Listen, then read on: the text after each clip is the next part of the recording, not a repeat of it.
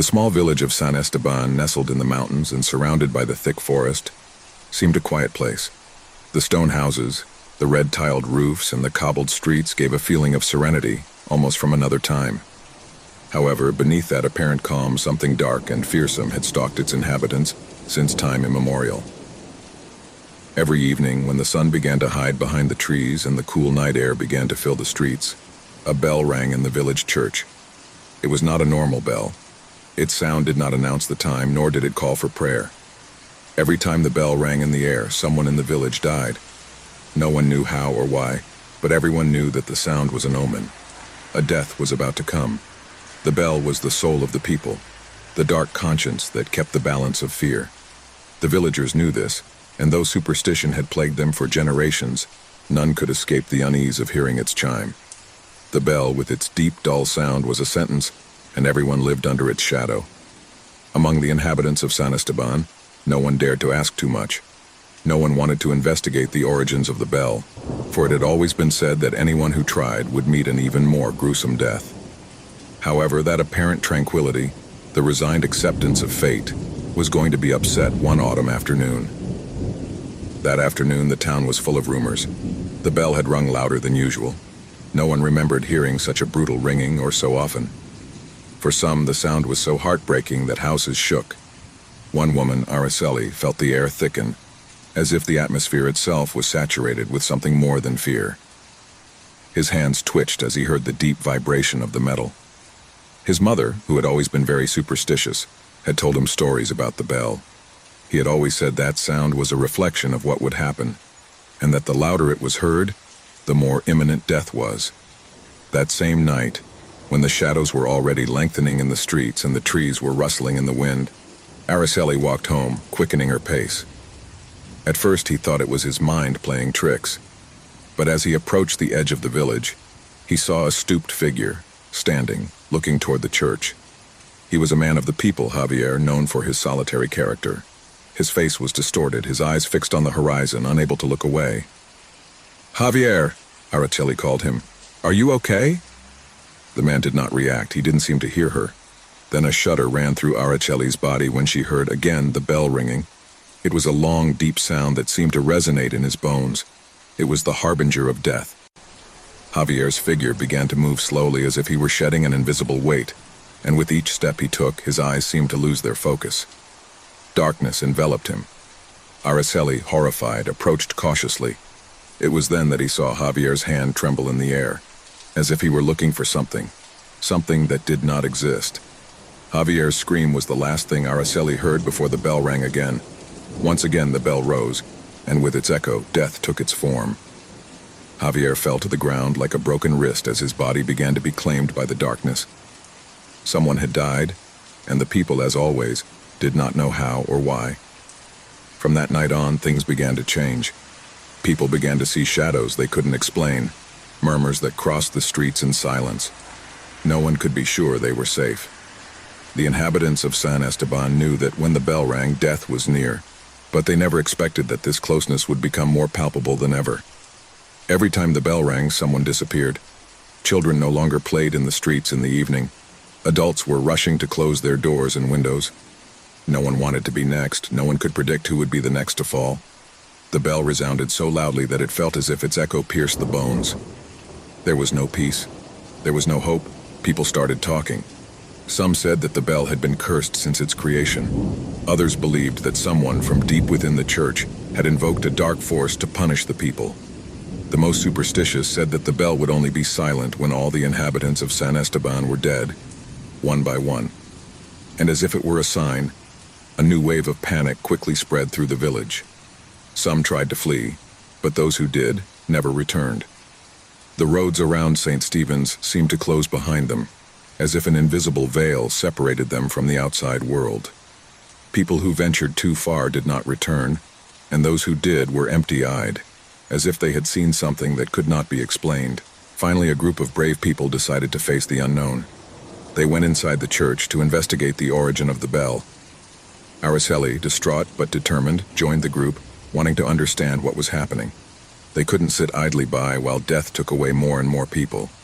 What they found inside the church was more terrifying than anyone could have imagined. The bell, suspended in the air, seemed to radiate a dark energy, as if it were alive. No one dared to approach. The bell, its metal blackened by the passage of time, vibrated gently. The walls of the church creaked as if something was about to break. The clocks of the church, without any explanation, marked the exact same time, the hour of death. At that moment, Araceli felt a presence behind her. He turned quickly, but all he could see was an imposing shadow, a masked figure emerging from the darkness. The bell, now fully resonant, emitted a thunderous sound that made the ground beneath his feet tremble.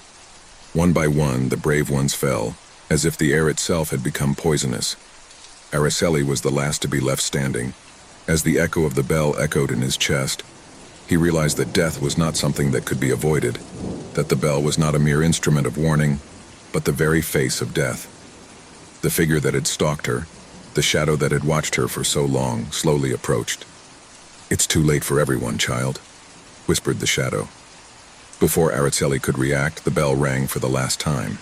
A shudder ran through her body, and an unsettling peace enveloped her. The last bell rang in the air, and with it, the fate of San Esteban was sealed. Death had claimed everyone. The campaign stopped, and everything was silent. The village had been consumed, and there was no trace of its inhabitants. The church was in ruins, the bell no longer sounded. But in the fog that surrounded the town, its echoes seemed to continue to resound. The town of San Esteban disappeared, but its history was never forgotten. The echo of the bell was still alive, waiting for the next victim, the next soul that crossed its path. Thus ended the last bell. After years immersed in the emptiness of loneliness, a man finds himself trapped in a cycle of anguish and silence that seems eternal. The house, an old and gloomy building, has been his only refuge, but it soon becomes his worst prison. The walls that had given him shelter become a constant threat, full of murmurs and whispers that grow with each passing day.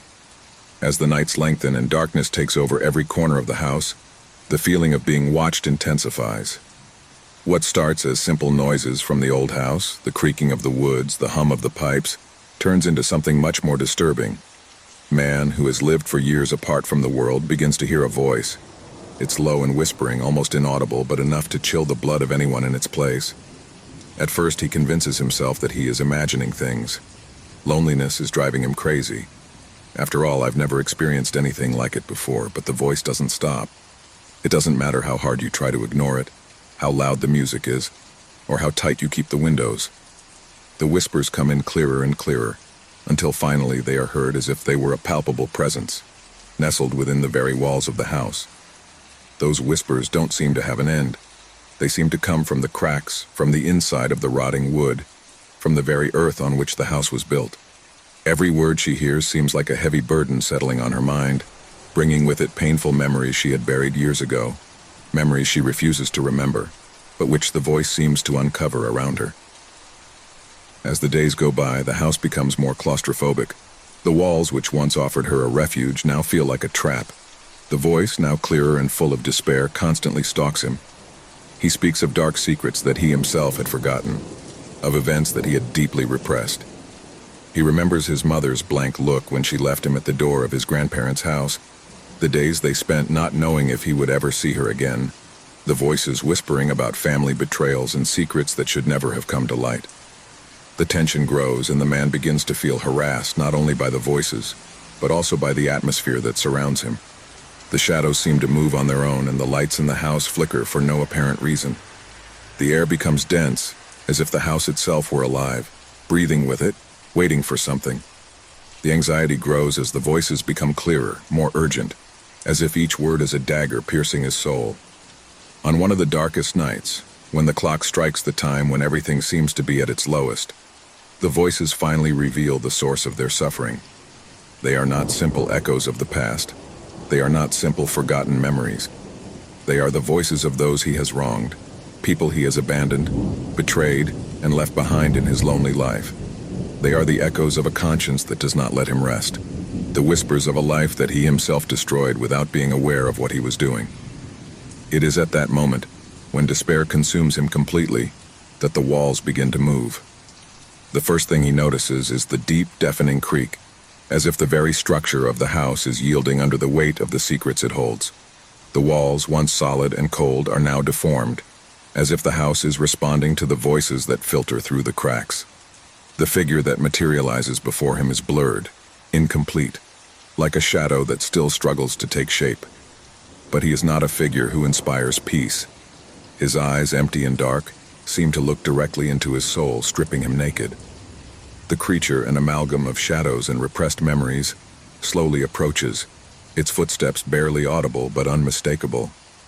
The man wants to scream, but his lips do not respond.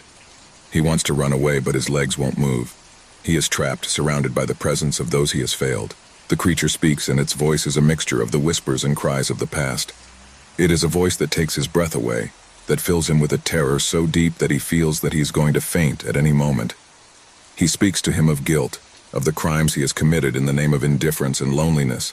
It reminds him of his lies, his broken promises, and the empty life he has chosen to live. Every word is a weight on your chest, every breath an effort to stay conscious. The darkness in the house seems to be denser now, as if the house itself is devouring the light, dragging the man into the deepest darkness. Memories of his mother, of his abandonment, of his lost childhood, strike him with such brutal force that he feels like he's falling apart. But he can't move. He can't escape. The creature shows him the scene he had never wanted to remember. He, as a child, looking out the window as his mother walks away with a sad smile on her face. There are no words between them, only a void that stretches between them, an abyss of silence that he could never fill. The figure stops right in front of him, and in an almost imperceptible whisper says, "It's your fault, this is all your fault." It is at that moment, when despair completely consumes him, that the man finally falls to the ground, his hands trembling as they cling to the weathered wood. Panic engulfs him, terror consumes him, and the truth finally hits him with full force. He can't escape his past. He can't escape the people he's left behind, the lives he's destroyed. The house, which was once his refuge, is now his grave. Man finds himself alone, surrounded by the shadows of the past, the echoes of those he has failed. The creature vanished, but its presence remains dormant, like a mark that follows it through the darkness. The walls, which were once the barriers of his solitary life, are now the bars of his condemnation. Finally, the house begins to creak, the sound ringing in her ears as the walls crumble around her. Darkness envelops him completely, and silence consumes him. Man will never be alone again, but the company he has now is that of his own demons, and there is no escape. The voice, the creature, the house, everything merges into an endless nightmare. Panic consumes him completely, and in the ultimate darkness, man finally understands what he has lost. And that's when the final whisper rings in his ears, a lament that will follow him for all eternity. The Fernandez family had been looking for the perfect house for months, a spacious home in a place away from the noise of the city, surrounded by nature. When they finally found the ancient mansion, located deep in the forest, they couldn't believe their luck. Despite the somewhat worn appearance, the price was unbeatable. Who else would want to live in such an isolated place? The mansion, with its solid wood doors, high windows, and glass ceilings, looked like something out of another time. The place, although somewhat dark and covered in moss, had an elegance that immediately captivated them. As they walked through its corridors, the family felt that they were entering an old tale. There was something mysterious about its walls, as if every corner kept a hidden history, something they didn't dare to ask. The silence in the house was almost palpable, as if the whole place breathed in a deep, ancient way. Within days of moving, strange things began to happen. The youngest daughter, Clara, was the first to notice something strange. One afternoon, as he explored the second floor, he heard a distant echo, as if someone had whispered his name from deep within the house.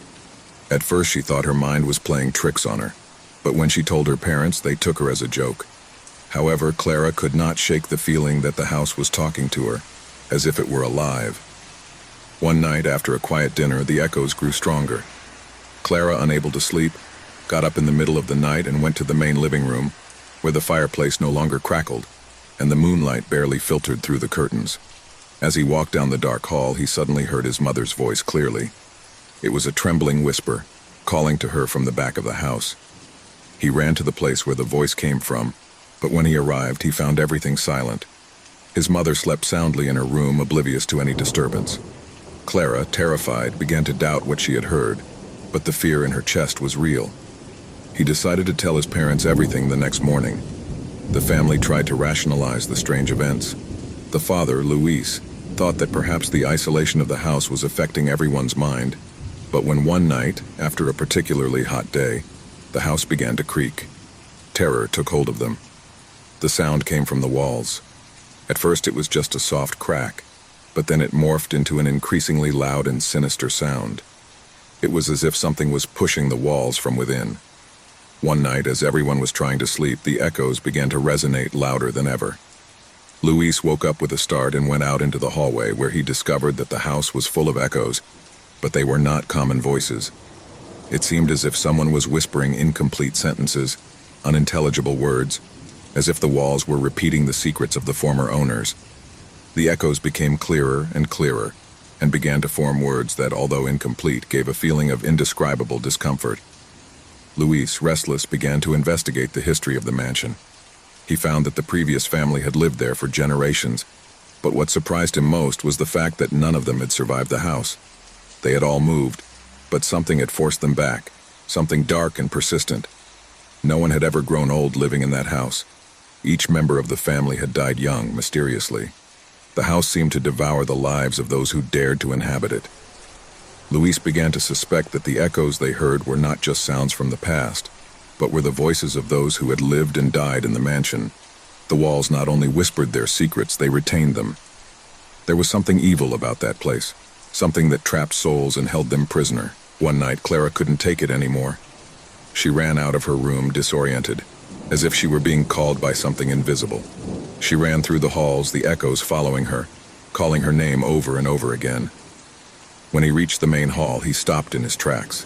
In front of her, in the mirror on the wall, she saw a figure. It was his mother, but his eyes were empty, hollow, as if the woman he saw was but a shadow of his former self. The figure smiled in a strange, twisted way, while his lips formed words that Clara could not understand.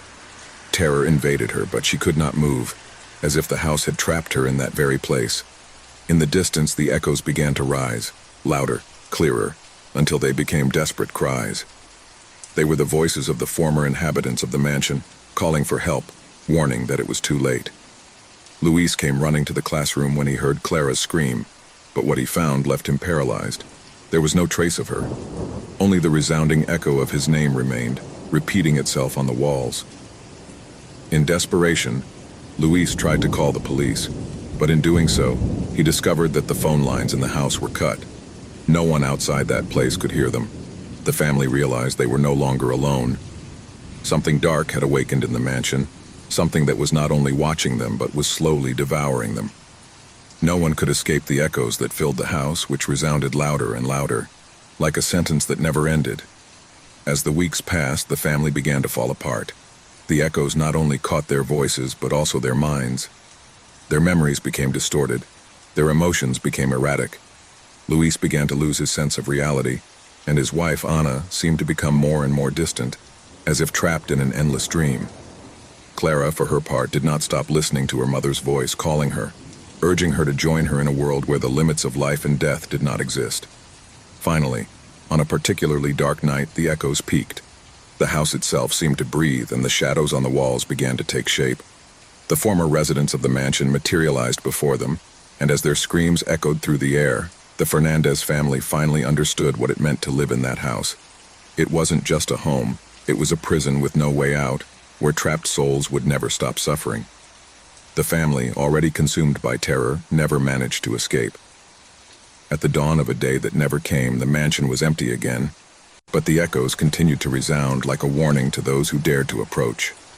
The house of the echoes finally had claimed its last victim. The house stood lonely, surrounded by trees that seemed to whisper to each other with each gust of wind. Its facade, aged by the passage of time, crumbled to one side, but its structure remained imposing, like a shadow that hid forgotten stories. For Laura and her family, this place represented a new opportunity, a fresh start after years of hardship. They moved without much thought, attracted by the apparent tranquility of the countryside and the promise of a home that could offer them peace. It was a rainy Monday when they arrived. the water pounding against the windows furiously, but nothing seemed to break the solemn atmosphere around them. The mother, Laura, watched nervously as her children, Alan and Sophia, ran around the house exploring every corner while she organized the first boxes. The air smelled of old wood, but despite the humidity that permeated everything, the house seemed to have a presence of its own, something that could never be ignored. The first hours passed without any notable incident. The children laughed and Laura tried to organize the kitchen, which was larger than she had imagined. But soon they began to notice something strange: the echoes. At first they thought it was part of the place, that the old walls amplified the sounds, but the truth was much more terrifying. It all started when Laura called her children for dinner. "Alan, Sophia, dinner is ready," he shouted from the hallway. But what he answered was not the voice of his son or daughter, but a deep, guttural voice that seemed to come from the walls themselves. "Laura," the voice whispered, but it wasn't she who was listening to it. It was an alien voice, deep, ancient, that slipped through the house like a shadow. Laura thought it was a joke, but her children's eyes widened when they heard the answer. "Did you hear that?" asked Alan blankly. Laura tried to calm the children, assuring them that it was just the sound of the house, but as the days passed, the echoes began to become more persistent. At first, the voices only repeated what was being said, but soon they began to alter the words. "Laura, look for what you forgot," he whispered once, while Laura, alone in the library, turned slowly at the bewildering message. What had I forgotten? I couldn't remember. The echoes began to take on a more tangible form, as if the voices could see something she didn't. As she explored the house, she found old photos in the attic, faded images of people she didn't know. One of the portraits caught his attention, a man with a grim expression looking toward the camera with eyes full of despair. The house had secrets, and the echoes were just the beginning. One night, while the family was having dinner in the dining room, Sophia asked something that made the air freeze. "Mom, who is the man in the attic photo?" he asked innocently. Laura felt a chill run down her spine. She hadn't mentioned anything about the photo. "What man?" he muttered, but before he could ask, the voice of the man in the photo spoke in the dining room. "Look at what you're hiding." Panic gripped Laura, but she still tried to rationalize what was happening. The voices were echoes, nothing more than that. But every time someone spoke, the echoes responded, and over time they began to reveal darker secrets. The man in the photo, the voice whispering in the night, began to put together pieces of a strange puzzle. That house had not only been his refuge, but also his prison. Laura began to investigate the history of the house, but the more she investigated, the more terrifying the revelation became. The house had originally been built by a man named Samuel, a hermit who had disappeared without a trace, but not before he had committed terrible acts. He had used the house as a refuge for those he had recruited from other nearby villages. No one knew for sure what was going on within the walls of the mansion, but the echoes, the whispers of those who had passed by, had never been extinguished. One night, while Laura was sleeping in her room, something strange happened. The echoes grew louder and louder, more intense until they began to transform into heart-rending screams. "Help, help me!" shouted a female voice, and Laura woke up breathing heavily. He got out of bed trembling and walked down the hall. In the mirror at the entrance, she saw her reflection, but she was not alone. Someone else was there, a shadow that vanished before he could scream. That same night, Alan and Sophia began to have nightmares. They woke up sobbing, terrified by the voices that spoke to them from the walls. "We are here with you," whispered the voices, as if they were trapped in the place. It wasn't just a game. It wasn't just an old house. They were trapped in something much bigger, something darker. Anxiety was building up in Laura. As the days went by, the echoes began to reveal more personal, deeper things. "Your mother is in danger," the voices whispered to Sophia, and then to Alan before they could tell Laura. Something was crumbling in the walls, and she could feel it. One day, Laura returned to the attic and found something that left her cold. A small old leather notebook, full of words written in dark ink. The words were written in a hurried manner, with palpable desperation. It was Samuel's story, but it was also his family's. He had invoked a dark covenant, one that bound him to the house forever, and to all those who moved there. He had used his own children. He had done horrible things to them, and the echoes were their trapped souls, doomed to repeat their cries eternally. Laura tried to destroy the notebook, burn it, but the echoes increased in intensity, and the voices began to scream louder. "You can't escape," said the voices, ringing in their ears, filled with hatred and despair. When she tried to flee with her children, Laura realized that the house would not let them leave. The doors slammed shut, the windows were tightly sealed, and echoes filled every corner. At that moment, the family understood the truth. The echoes were not only voices that responded to what they said. They were voices that revealed what had happened in the house, the sins committed by those who had lived there before. And now the family was caught in that same curse. Laura, in her desperation, tried to remember everything she had learned about the house, about the pact that had bound souls to those walls. But there was no way out. The voices increased in intensity, filling the house with a deafening roar. "They're here to stay," the final voice rang out, and with one last cry of terror, Laura and her family joined the echoes. The House of Echoes had claimed its last victim, and the voices continued to repeat their secrets, eternally trapped in the walls of that forgotten mansion. A group of hikers decided to venture into one of the most mysterious caverns in the country, a place known for its depth and dark secrets.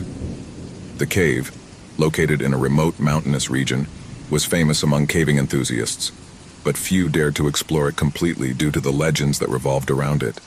It was said that those who entered beyond a certain point never returned, and although many took it as simple old wives' tales, the sense of unease was palpable.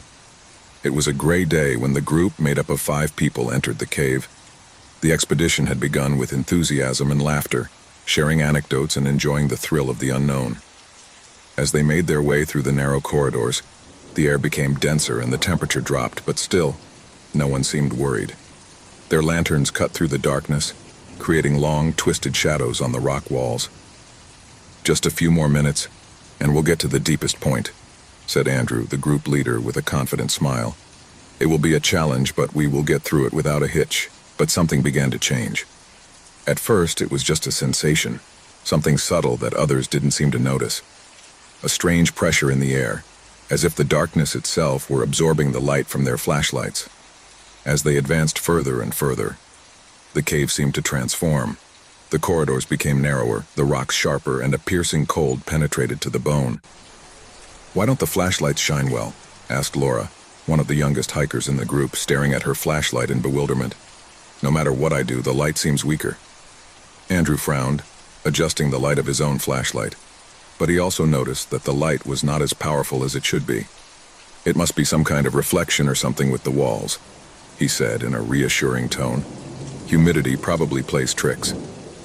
However, as they advanced, the darkness seemed to engulf them more and more. The walls of the cave were strangely smooth in places, as if the rock had been molded by an invisible hand. The sounds of their own footsteps became more and more muffled, as if the air was absorbing every noise they made. And in the silence, something began to disturb them even more. It wasn't just fear, but a deep, growing sense that something was watching them, stalking them from the shadows. "Did you hear that?" muttered Carlos, another member of the group. Everyone stopped and listened, but the silence was deep. There was no trace of life in the air, only an abyss of stillness. "I think it's the echo of our voices," Andrew said, trying to downplay the situation. "We're in a cave, after all." But no one could shake the feeling that they were not alone. Suddenly, one of the corridors widened, offering a small cave inside. The group decided to go inside, thinking that maybe it was the perfect place to get some rest before continuing their exploration. However, as soon as they entered, the air seemed to become heavier, as if something was accumulating around them. Laura looked around nervously. "There's something weird about this place. It's like vibrating." Carlos began to move through the space, touching the walls of the cave. "Nothing weird here, just rocks," he said, but his voice sounded unconvinced. Suddenly he stopped and looked at the ceiling. "What's that?" Everyone looked up, and a shiver ran down their spines at the sight of the strange marks on the walls. They looked like hand-carved symbols, although they were completely unknown. Some of them twisted and bent in almost unnatural ways, as if they were alive. "It's like he's cursed," Laura said, her voice trembling. Andres frowned, trying to rationalize the situation. "They're probably just marks made by ancient explorers. Come on, let's not panic." But panic was beginning to seep into their minds. The cave no longer felt like a simple abandoned place, but like something much darker, something that had been waiting for its arrival. The light from the flashlights flickered once more, and this time it wasn't because of the humidity. "We have to get out of here," Carlos said, his voice strained. "This doesn't feel right. We need to get back to the point of entry." "Okay," Andrew replied, "but we need to find our way back first." As they tried to find their way around, they began to realize that the hallways were not the same. The road by which they had come seemed to have vanished. Each time they advanced, the terrain seemed to change, twisting and bending in ways they couldn't comprehend. The cave seemed to be alive, changing according to its movement, as if it was trapping them in an endless maze. Why does everything look different now?" murmured Laura, her voice breaking. "This cannot be possible." Suddenly the sound of something ripping at the rock broke the air, followed by a low whisper gliding through the cave. It was a strange sound, almost as if someone was walking in the shadows, too close to be ignored. "We are being watched!" cried Carlos, his face pale with terror. A figure suddenly appeared before them, emerging from the shadows with frightful slowness. It wasn't fully human, but it wasn't a completely unknown creature either. His body seemed to be composed of an amalgam of rocks and shadows, and his face was a distorted mask, devoid of clear features. There were no eyes, only a deep darkness that seemed to absorb the light from the lanterns. "What the hell is that?" Laura shouted, recoiling in terror. The figure slid closer, the air around him growing colder. The sense of panic increased, and their hearts were pounding, as if they could hear the creature's heartbeat echoing in their chests. "Run!" shouted Andrew as the creature slithered toward them. But the way out seemed to have vanished completely, as if the cave was holding them back, sealing off all possible escape routes. The creature came even closer, its form fading and reappearing as if it were between the worlds. In an instant, one of the flashlights went out, plunging them into an even deeper darkness. "We can't stay here. He's going to catch us," shouted Laura, taking Carlos's hand. "We have to." But the creature was above them, and the darkness enveloped them completely. Fear, terror, and panic took hold of them. There was no escape, and then everything went out. In an ancient city marked by the shadows of time and cobbled streets, there was a gallery in which the most extravagant art collectors looked for unique pieces, objects that transcended mere aesthetics and the whims of fashion. It was a gallery that was not easily found. Only those with a true passion for the macabre and the strange knew of its existence. On a dark, foggy night, a man named Nicholas Hernandez, an art collector known for his obsession with the unusual, arrived at that hidden gallery. From the first moment he walked in, he knew something wasn't right. The walls, of a grayish and opaque color, were covered with paintings that seemed to observe him. The eyes on the paintings followed him, no matter where he was headed. However, it was one particular work that captured his attention.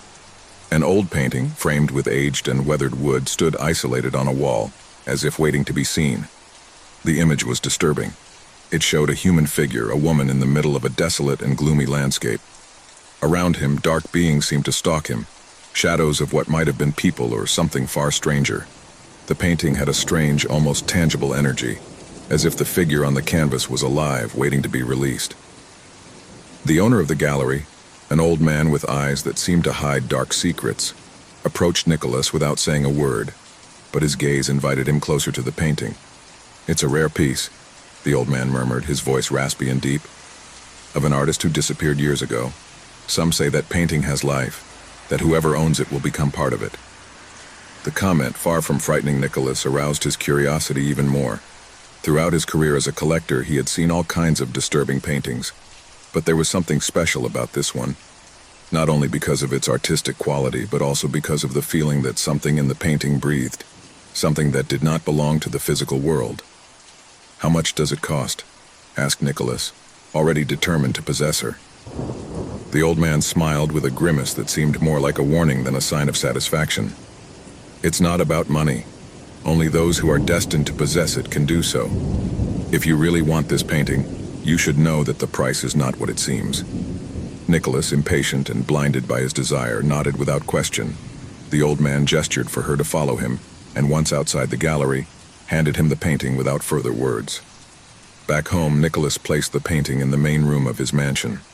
The image of the woman in the dark landscape seemed to change according to the light, as if the characters in the background were moving slowly, like shadows sliding across the painting. As the days went by, Nicholas began to notice that he couldn't stop looking at her. He felt attracted to her, as if something invisible was calling him to observe her more closely, as if the woman's figure was watching him. One night, as I sat in front of the painting, an inexplicable chill began to run through the room. The woman's figure seemed to come to life, her face distorted into an expression of anguish. Nicholas felt a chill run down his spine, but he couldn't look away. Characters who were previously shadows in the background now moved more clearly. The eyes of the woman in the painting seemed full of despair, as if she were trapped in that landscape waiting for someone to free her. As the days passed, the effects of the painting intensified. Nicholas began to hear whispers in the house. Distant voices, which I could not identify, murmured from the darkness. Sometimes, when he walked through the mansion, he thought he saw the figures in the painting moving behind him, always out of his field of vision. Every time he tried to turn away from the painting, a sense of discomfort came over him, as if something was watching him from the shadows. One afternoon, Nicholas woke up in his chair in front of the painting as if he hadn't slept in days. The eyes of the woman in the painting no longer showed despair, but a cold indifference. But the scariest thing was what he saw in the background. The dark figures in the painting had approached. They were no longer just shadows. Now they were complete figures, with grotesque and deformed faces, whose eyes shone with an evil light. Nicholas tried to get up, but something was holding him in place. His body was unresponsive. He was trapped, as if the paint had absorbed him. Desperation took hold of him. He screamed, but his voice did not come out. Around him, the figures in the painting began to move faster, getting closer and closer. He could feel their presences beside him, as if his hands were touching him, brushing against him coldly. Nicholas was trapped in a world within the painting, a dimension of horror and anguish. I couldn't escape, I couldn't get out. He could only watch, helpless, as the shadows surrounded him. Panic gripped his soul. He looked at the woman's figure, but she was no longer a mere image. It was in front of him, his face transformed into a distorted grimace of suffering. The woman stared at him, and in her eyes, Nicholas saw the same despair he felt. She had been caught up in that world as well, and now he was destined to take her place. At that moment, Nicholas understood the truth. Not only did the painting come to life, it absorbed those who possessed it, trapping them in its dark and distorted realm. The figures in the background were now completely distorted shapes, with no clear faces, just bright eyes watching Nicholas as they dragged him into the darkness. He tried to scream, but he couldn't anymore. His body was disappearing, crumbling as if it were part of the painting. His skin melted into the colors of the canvas, and his muscles were transformed into patches of pigment. Nicholas, the collector who had wanted to own the work, was no longer human. He had been absorbed by painting, his soul condemned to live eternally in that world of shadows. In the gallery, the painting had changed. The woman's figure was now accompanied by the figure of Nicholas, her face disfigured into an expression of horror and despair. The figures in the background were still lurking, always watching, always waiting for the next unwary person to become part of their world. Painting, once a simple work of art, was now a portal to a distorted reality, where trapped souls lived in endless torment. And so, the cursed painting kept waiting, waiting for the next collector, waiting for someone else to fall into its trap, to be consumed by the terror and obsession that emanated from its colors. No one would ever know the full story, only that those who stared too long at the painting, those who obsessed over it, ended up being swallowed by the darkness it contained. In that dark and gloomy corner of art, shadows were always waiting, and painting, always thirsting for souls, would never fail to attract the unwary who got too close. Each night, the city fell into a deep, dark silence, as if time itself stood still. The moonlight barely made it through the heavy clouds that crept across the sky. It was an oppressive stillness, interrupted only by the sudden roar of the storm that began promptly at midnight. No one in the city knew where it came from, but everyone knew its destructive power. Every time he started, the city trembled as if it was under the control of a force beyond his comprehension. The storm brought with it not only the torrential rain and the fierce wind, but something much more terrifying. When thunder echoed in the sky, so did whispers. Whispers that seemed to come from the shadows, floating through the trees, sneaking through the windows, whispering things that only you knew. Secrets, fears, forgotten desires. Everything you had tried to hide over the years was revealed in those dark moments, as if the storm was drawn from your worst nightmares. The first to notice the storm were the most vulnerable, children. They woke up in the middle of the night, sweaty and scared, with the echo of strange voices floating in their heads.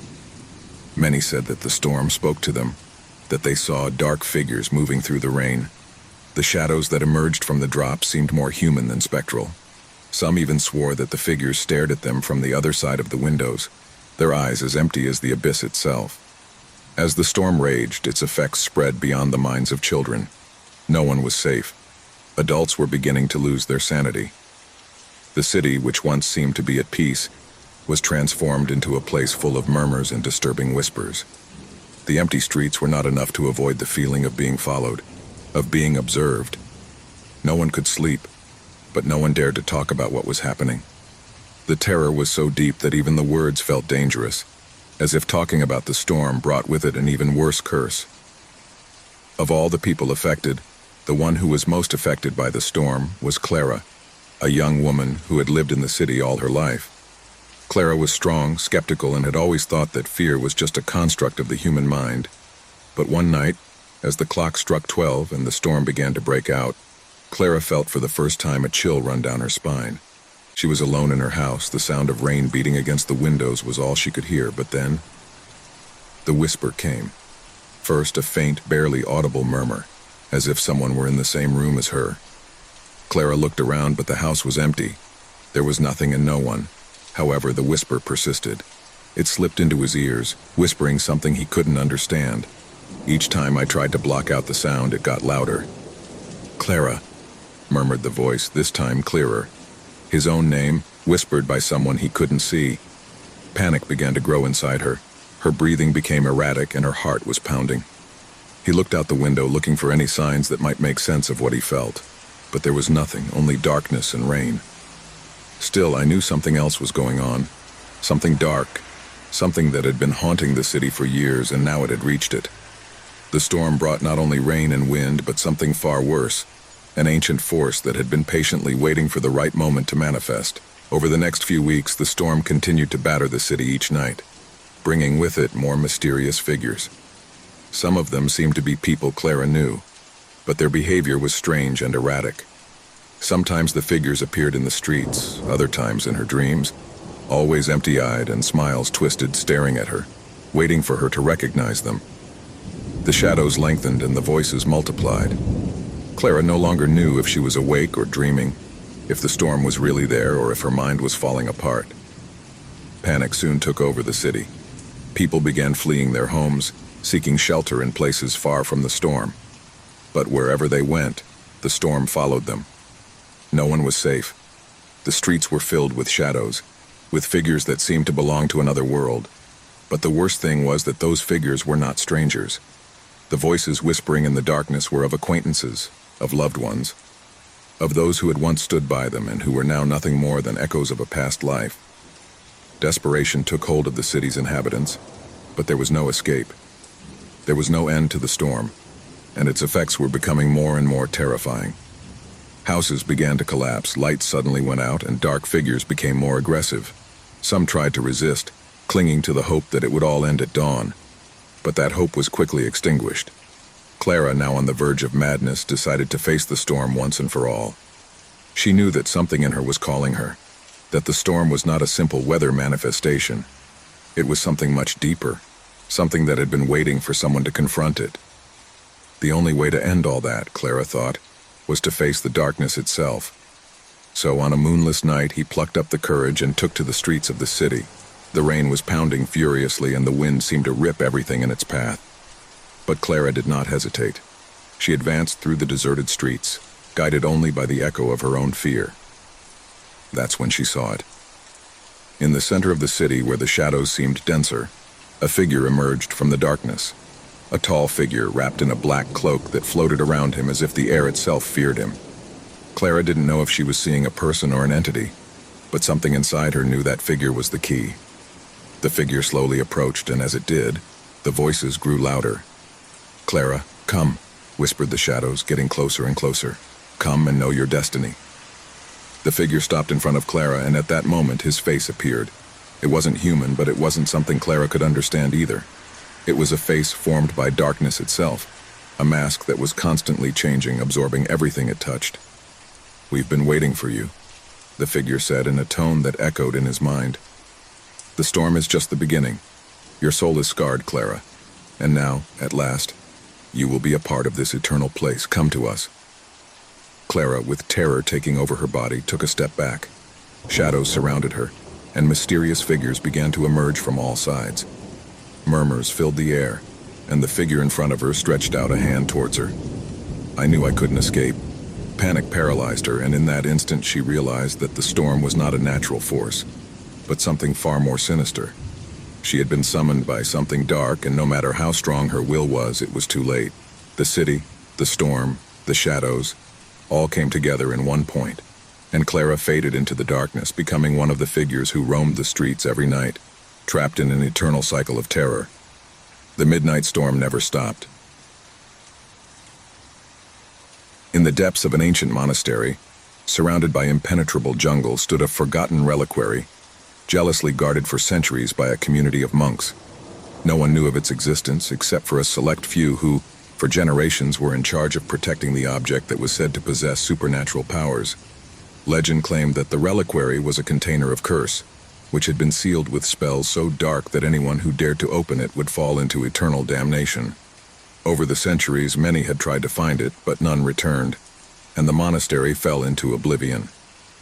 Today, a renowned archaeologist named Gabriel Vasquez, obsessed with unraveling the secrets of antiquity, arrived at the monastery. He had heard rumors about the reliquary, and the idea that its existence might be linked to humanity's ancient rituals and dark powers drew him in with irresistible force. Despite the warnings of his colleagues who told him about the disappearances of those who had searched for the reliquary, Gabriel decided to undertake the search. His greed to uncover the truth blinded him to danger, and he resolutely ventured deep into the jungle. As he went, the warning signs became clearer. Ruins that had never been documented appeared before his eyes, covered in strange symbols that seemed to move in the gloom, whispering unintelligible words. Gabriel felt a growing sense of anxiety, but his curiosity kept him steadfast. He had come too far to give up now.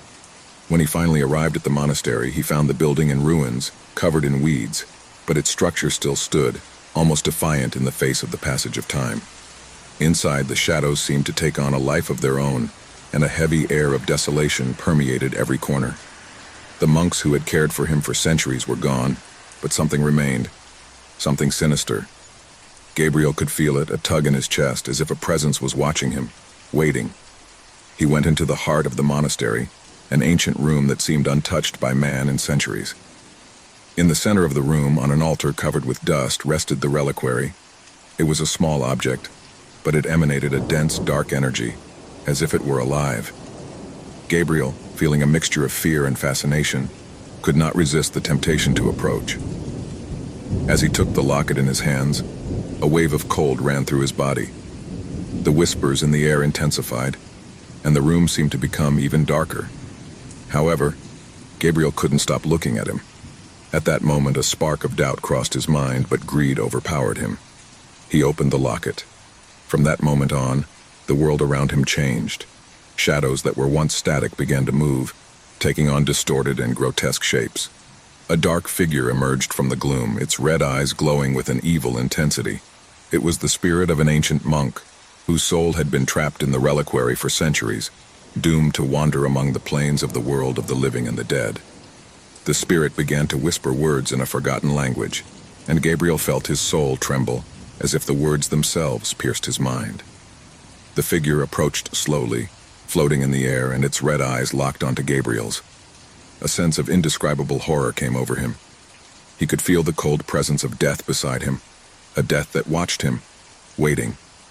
The ground began to shake, and Gabriel backed away, terrified. The walls closed around him, as if the monastery were alive, trying to devour him. With each step back, the whispers became more intense, more urgent. Gabriel tried to flee, but the doors of the monastery closed with a deafening roar, and a dark shadow surrounded him completely.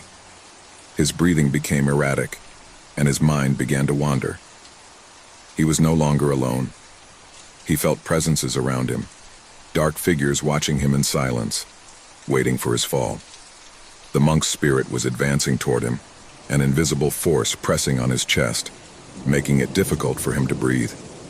The darkness surrounded him, consumed him, and Gabriel could no longer distinguish between reality and the nightmare that was unleashed around him. As the darkness advanced, Gabriel could hear a wail, as if the very walls of the monastery were weeping in agony. The monks who had guarded the reliquary, those who had sacrificed themselves to seal it, were now rising from their graves. Their rotting bodies walked through the shadows, crawling toward him, as if trapped in a prison of eternal death, seeking revenge for the breaking of the seal that had kept the dark forces at bay for centuries. Gabriel tried to scream, but his voice choked in his throat as if something was strangling him. He couldn't move, he couldn't breathe.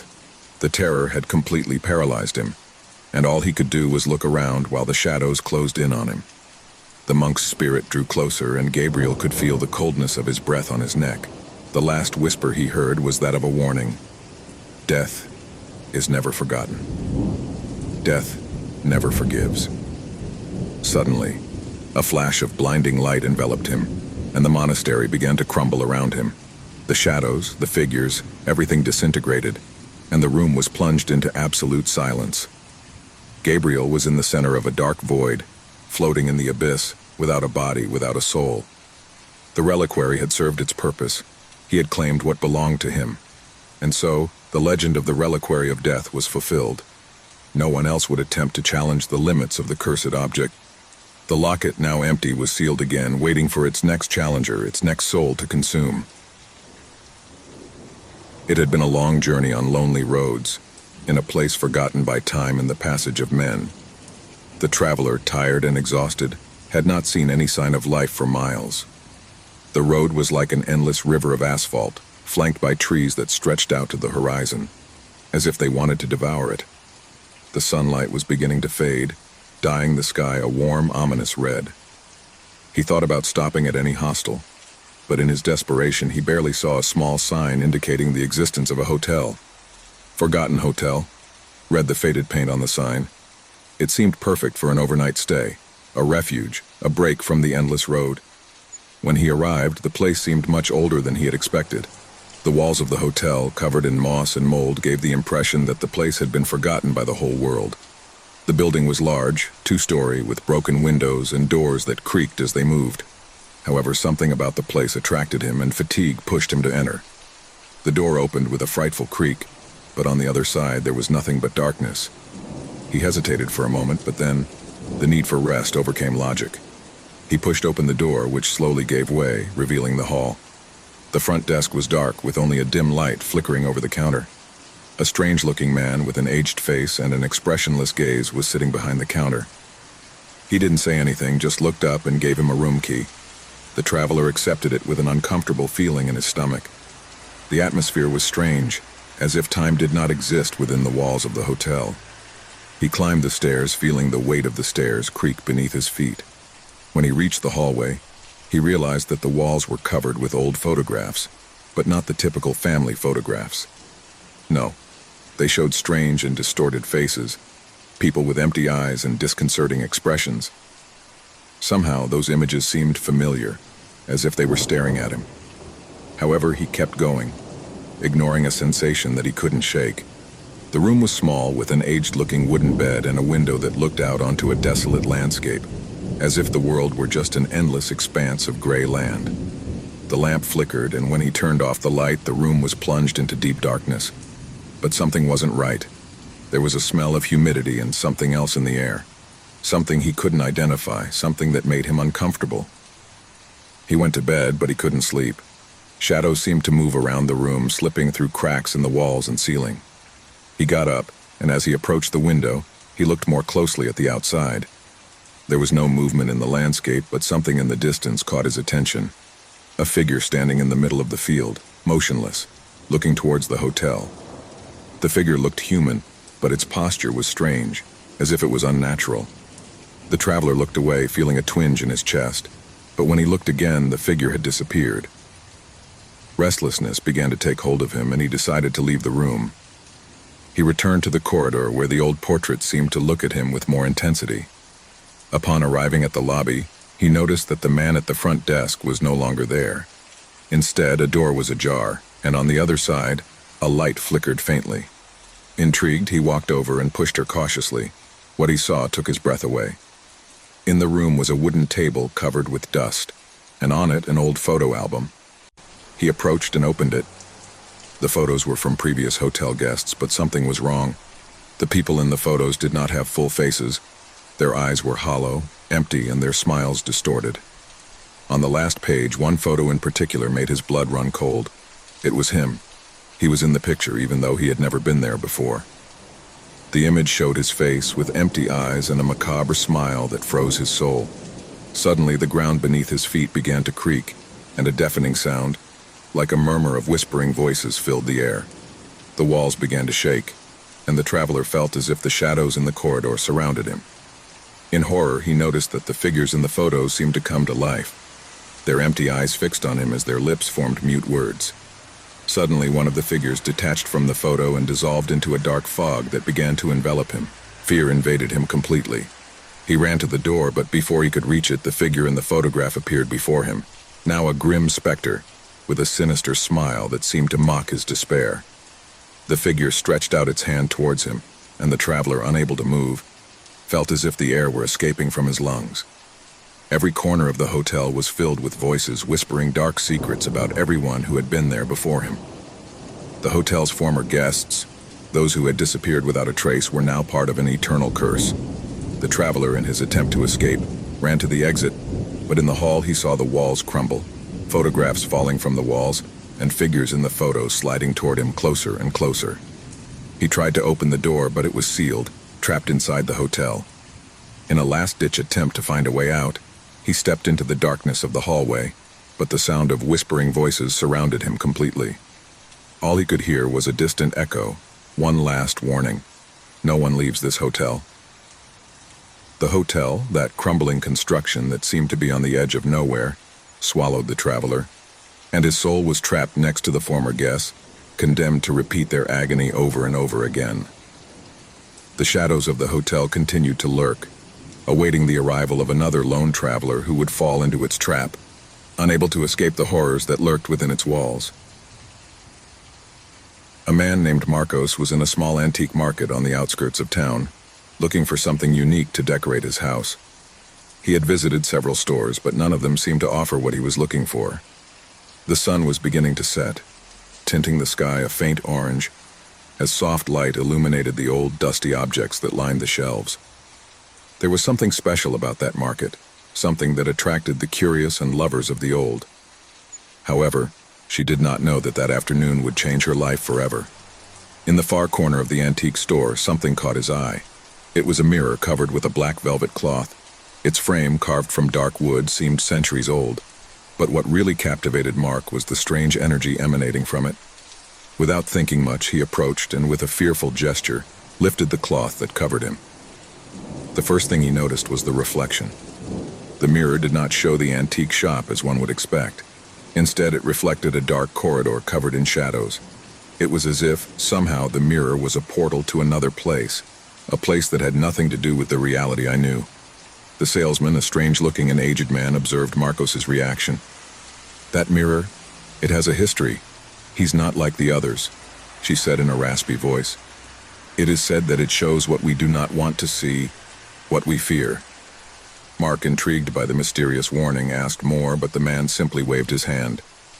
"What you see cannot be erased. If you decide to take it, don't go back to me for answers." Without thinking about it any longer, Marcos paid the price and took the mirror, ignorant of what awaited him. From the moment she placed him in her house, a sense of unease began to wash over her. It was as if something was constantly watching him. I couldn't stop looking at the mirror, but as I did, I began to feel a presence. At first, it was just a whisper in his mind, a passing sensation that he quickly dismissed as suggested by the salesman's story. But as night fell, things began to change. As the daylight faded and darkness invaded his home, he began to notice something strange in the reflection of the mirror. A movement, something that slipped through the shadows of that corridor that appeared in the glass. It wasn't something clear or defined, but something was definitely moving, something that shouldn't be there, Mark, with a mixture of curiosity and terror, approached the mirror, observing more closely. It was then that he saw her for the first time. A female figure, her face obscured by long dark hair, appeared in the reflection. His body was on its back, but his movements were unsettling, as if he was slowly walking towards him, unhurriedly. Fear took hold of him, but the worst was yet to come. Each night, as I looked in the mirror, the figure began to get closer and closer, until the time came when I could clearly see his face. A pale face without eyes, with an empty expression, a macabre grimace that seemed to follow him, to observe him without rest. When Mark turned to look around his house, he found nothing out of the ordinary. But when she turned her gaze to the mirror, the woman was closer than she had ever imagined. As the days went by, the presence of the figure began to become more tangible, more oppressive. During the night hours, Marcos could not sleep. He always felt that something was watching him, something that was stalking him in the dark. In his house, a feeling of lingering cold began to spread to every corner. The air seemed to become dense, as if an invisible pressure enveloped him, making it difficult for him to breathe, as if each inhalation was a painful exertion. He tried to ignore the images he saw in the mirror, but he couldn't. He couldn't stop looking, as if an invisible force was forcing him to do so. Each time he looked away, the woman's figure seemed closer, more alive, more real. I felt her empty gaze fixed on him, feeling the weight of his presence in every corner of the room. The figure was not only watching him from the mirror, but began to manifest outside of it. Marcos saw strange shadows in the reflection, figures fading and appearing, as if the house itself were being invaded by that dark corridor. Sometimes I heard footsteps, faint whispers that could not be explained. His mind was filled with dark thoughts, as if something was inside him, controlling his thoughts and his body. One night, unable to bear it any longer, he tried to get rid of the mirror. He covered it with a blanket, kept it in the basement, but the woman's feeling never went away. In his dreams, she was chasing him, her empty eyes fixed on him, getting closer and closer until darkness enveloped him completely. I woke up in a cold sweat, feeling that something had changed. Something had crossed into the real world from the reflection. That's when the figure began to speak, a soft, almost whispering voice that didn't come from any physical place, but that he could hear clearly in his mind. "I've been watching you, Marcos. I followed you from the moment you first looked at me. You're mine now, and you always will be." The words completely froze him. Each night, the visits became more frequent, and the woman's presence began to take on a more solid shape. Terror consumed him, but there was no escape. In the mirrors of each room, the woman appeared, always closer, always more threatening. He began to lose track of time. He spent his nights staring at the reflection, caught by its empty gaze, as if something inside him was holding him captive. The shadows grew longer in every corner of the house, and fear enveloped him more with each passing hour. One afternoon, while he was in front of the mirror, Marcos saw something he never imagined. The woman's figure began to come out of the reflection. First, his fingers touching the glass, then a full hand, until the figure completely slid into the real world. His skin was cold, his body thin and twisted, as if he were a shadow in human form. His face was completely empty, with no eyes, but his lips curled into a malevolent smile. Marcos tried to scream, but his voice choked in his throat. He couldn't move, he couldn't escape. The woman approached him, her cold and long fingers touching his face, caressing his skin as if it were a macabre caress. He could feel the chill of her presence enveloping him, an indescribable sense of terror paralyzing him, as if he were trapped in a nightmare that would never end. The figure spoke again, his voice now louder, deeper. "Now you are mine forever. You'll never escape me. You are condemned to live in my reflection." Marcos tried to move away, but his body was no longer responding. Darkness surrounded him, and the figure dragged him into the mirror. Their screams were silenced, and the house fell into a deadly silence. From that moment on, no one saw Marcos again. The house was empty, his mirror there in the same place where he had left it. The reflection, as always, showed that dark corridor, with a female figure walking slowly, getting closer and closer, a presence that stalked those who dared to look. The eyeless woman continued her journey like a shadow that never goes out, always waiting for the next victim who dared to buy the mirror. The antiques market still exists, but no one remembers the man who disappeared in the reflection, nor the warning he left behind.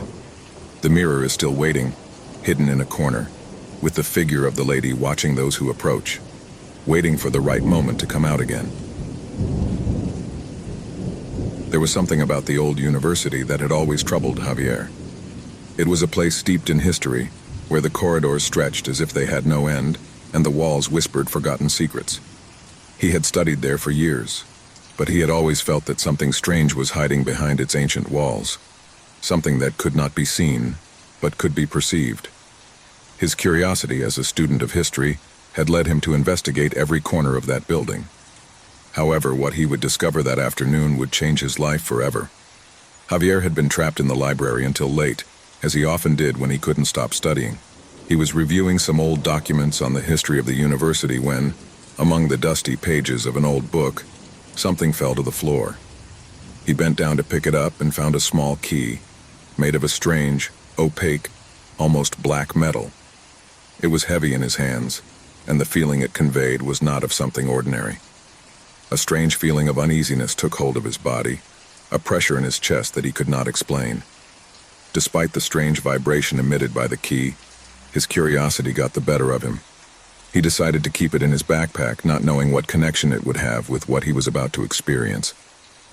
That night, as he was returning to his room, Javier passed near a corridor that had always seemed desolate and gloomy to him. It was located in an old wing of the university that was rarely visited by students. The hallway was dimly lit by warm light lamps that created eerie shadows on the stone walls. At first, he didn't pay much attention to it, but something stopped him. He looked at a door at the end of the hall, a door he had never noticed before. She was almost hidden by a heavy curtain that fell to the floor, and the key in her hand seemed to whisper to her. He felt he had to get closer. The air was thick and cold as Javier approached the door.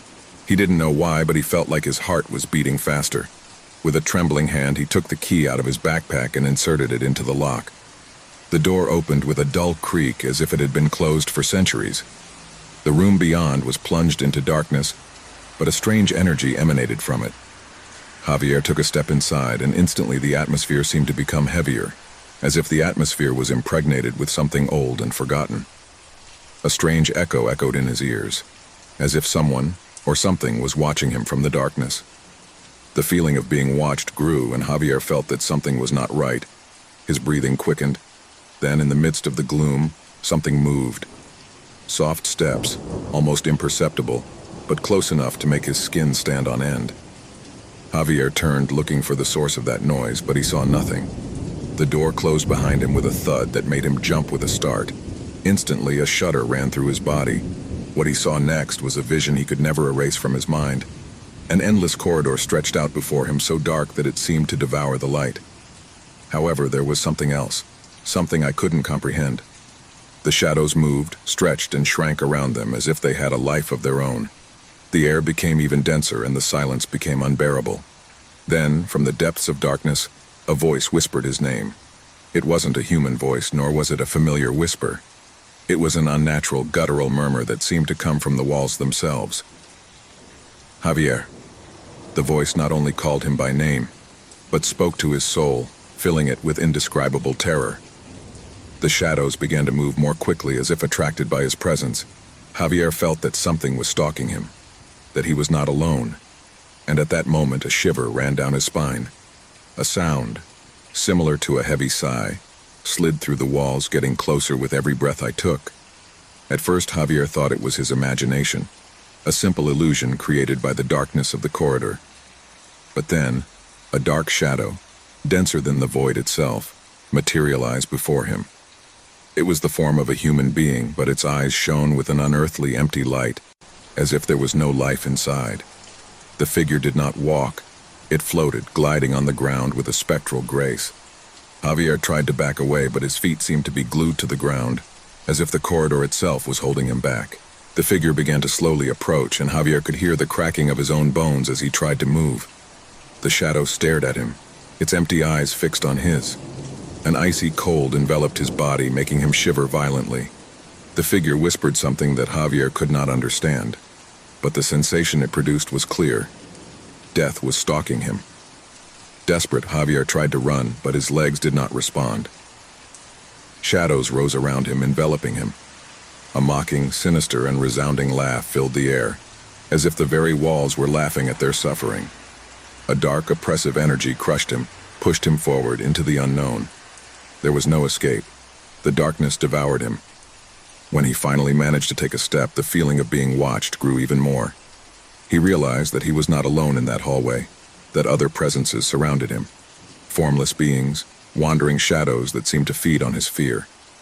He could feel their piercing gazes as if their eyes were piercing him, and for a moment, Javier felt his very soul fade under the weight of those empty eyes. As he moved forward, the corridor seemed to get longer and longer. The murmurs of the shadows intensified, and a strange heat began to invade the atmosphere. But it was not the warmth of a friendly presence.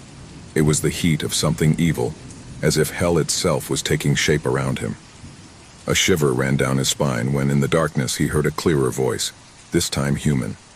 A man's voice, raspy, broken by time. "Why have you come here?"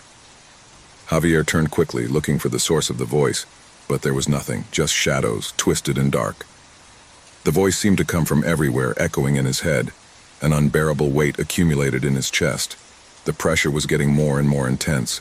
The dark figure drew nearer and nearer, and the cold of death caressed his face. The voice resounded again. "This place is not for you. What you find here can never be undone." Javier wanted to scream, but his lips wouldn't move. He tried to turn back, but the corridor closed around him as if the darkness itself had caught him. Shadows began to advance towards him, taking shape, becoming human figures, their eyes empty and their mouths open in a grotesque grimace. "Run!" shouted an inner voice, but Javier could no longer move. The last shadow, the largest and darkest, slipped toward him and stretched out a spectral hand toward his face. The feeling of cold intensified, until all Javier could feel was nothingness. And then the corridor fell into absolute silence. The door, the one he had opened, closed again. The key disappeared, leaving behind a forgotten corridor, awaiting the arrival of the next victim. The dense air inside the cave felt even heavier with the rustling of rocks falling around it. The hikers had barely had time to react before the ground crumbled beneath their feet, falling into a dark, cold darkness. When at last the noise of the rocks died down, they found themselves in a vast subterranean space with the walls of the cave extending upwards like gigantic pillars, and the ceiling seemingly so high that the human eye could not see the end. However, the most frightening thing of all was the silence. A silence so dense and crushing that it seemed to devour every sound, every whisper, every breath. They had come with the intention of exploring, but now they were trapped, with no way of knowing if there was a way out, or if they would ever see the light of day again. Their lanterns flickered faintly in the darkness, as if the shadows themselves wanted to take hold of them. Dust-covered bodies with some superficial wounds from falls were trying to gather around a small illuminated area. Mark, the leader of the group, was the first to react, looking up at the cave walls for any sign of a way out. His breathing was rapid, his mind trying to process what had happened. Was there a way to escape? There didn't seem to be a clear path, just the cold, rocky walls that surrounded them. Emma, his longtime companion, came up to him, her face pale and full of fear. She didn't say anything, just held onto his arm tightly. "We have to look for a way out. This can't be the only thing," Mark said, his voice trembling but determined. The group, which had arrived as a simple excursion, was now caught up in something much more terrifying. Every step they took seemed to bring them closer to an even deeper abyss, an abyss in which not only physical darkness enveloped them, but also the anguish and despair that began to take hold of them. In the midst of the chaos and bewilderment, suddenly, something changed. Faint whispers, barely audible, began to fill the air. The group members stopped, their hearts pounding. The whispers were empty, as if coming from the very walls of the cave. There was no clear source, but everyone could feel them, like a presence moving, waiting. Fear began to grow within them, like a tangible presence surrounding them. "You heard that, didn't you?" asked Liam, one of the younger hikers, looking around with eyes full of dread. No one answered. Everyone was listening, but the silence remained like a veil over them, increasing the feeling that someone was watching them. "We must keep walking," Mark said finally, his voice breaking but firm. "Maybe we can find a way out if we keep moving forward." He tried to restore the calm that everyone was beginning to lose, but deep down, he knew that anxiety was consuming him as much as everyone else. With slow steps, the group moved forward, their flashlights illuminating the contours of the walls. The sound of his footsteps echoed through the vastness of the cave, as if the echo of each movement multiplied, amplified by the darkness.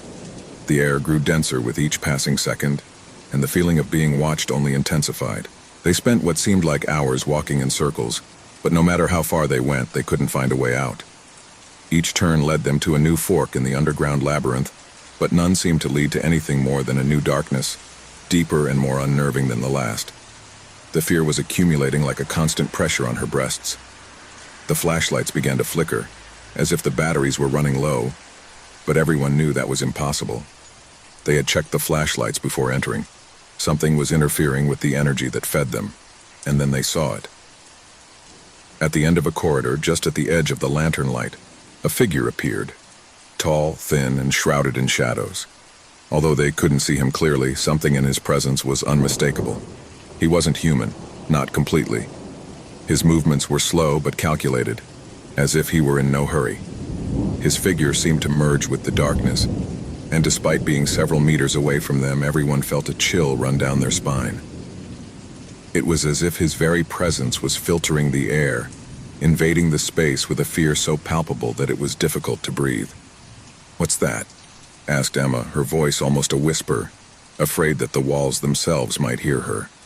The figure did not respond, but his presence was enough to make each member of the group paralyzed. No one moved. No one spoke. Only the sound of his heavy breaths filled the air.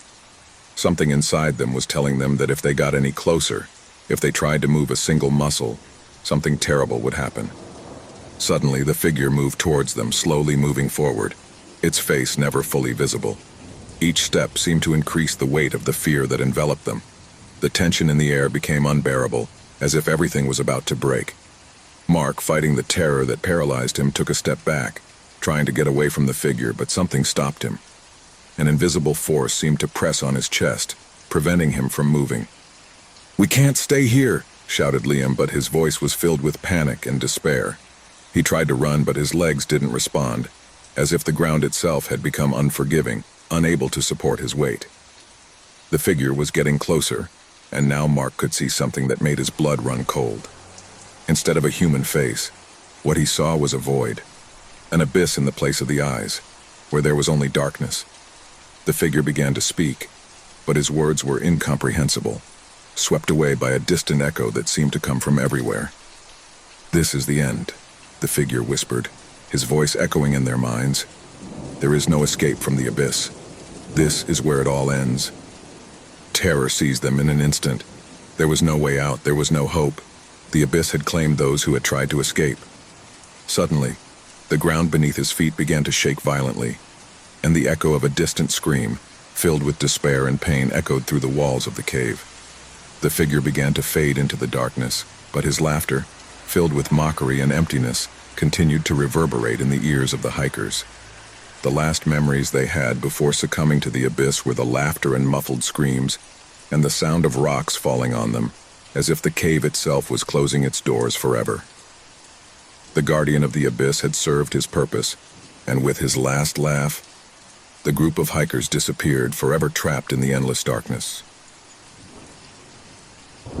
The sound began subtly, almost like a murmur. At first, he didn't pay attention to it. He thought it might be the sound of old plumbing or some broken pipe. But as the days went by, the noises became more constant, louder. They weren't casual noises like the creaking of an old structure, or the wind pushing against windows. It was something else. Something that froze his skin and made the hairs on the back of his neck stand on end. Martine's apartment was not big. It was a modest space in an old building, in a city where the buildings seemed to be so close to each other that their walls often touched. It wasn't luxurious, but it was his. In his life, he had accepted solitude as a constant companion. With each passing day, the stillness of her home brought her peace.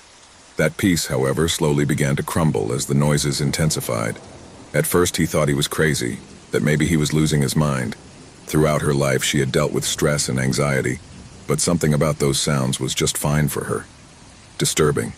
They were low, almost unintelligible at first. A soft tapping, a deep vibration that didn't come from the walls but from somewhere below. Would they be the foundations of the building? The old elevator that went up and down at all hours? But the nights passed and the noises grew, as did the feeling that something was not right. They were no longer mere tapping. Now he could hear whispers, as if someone was whispering his name from the shadows of the floor below.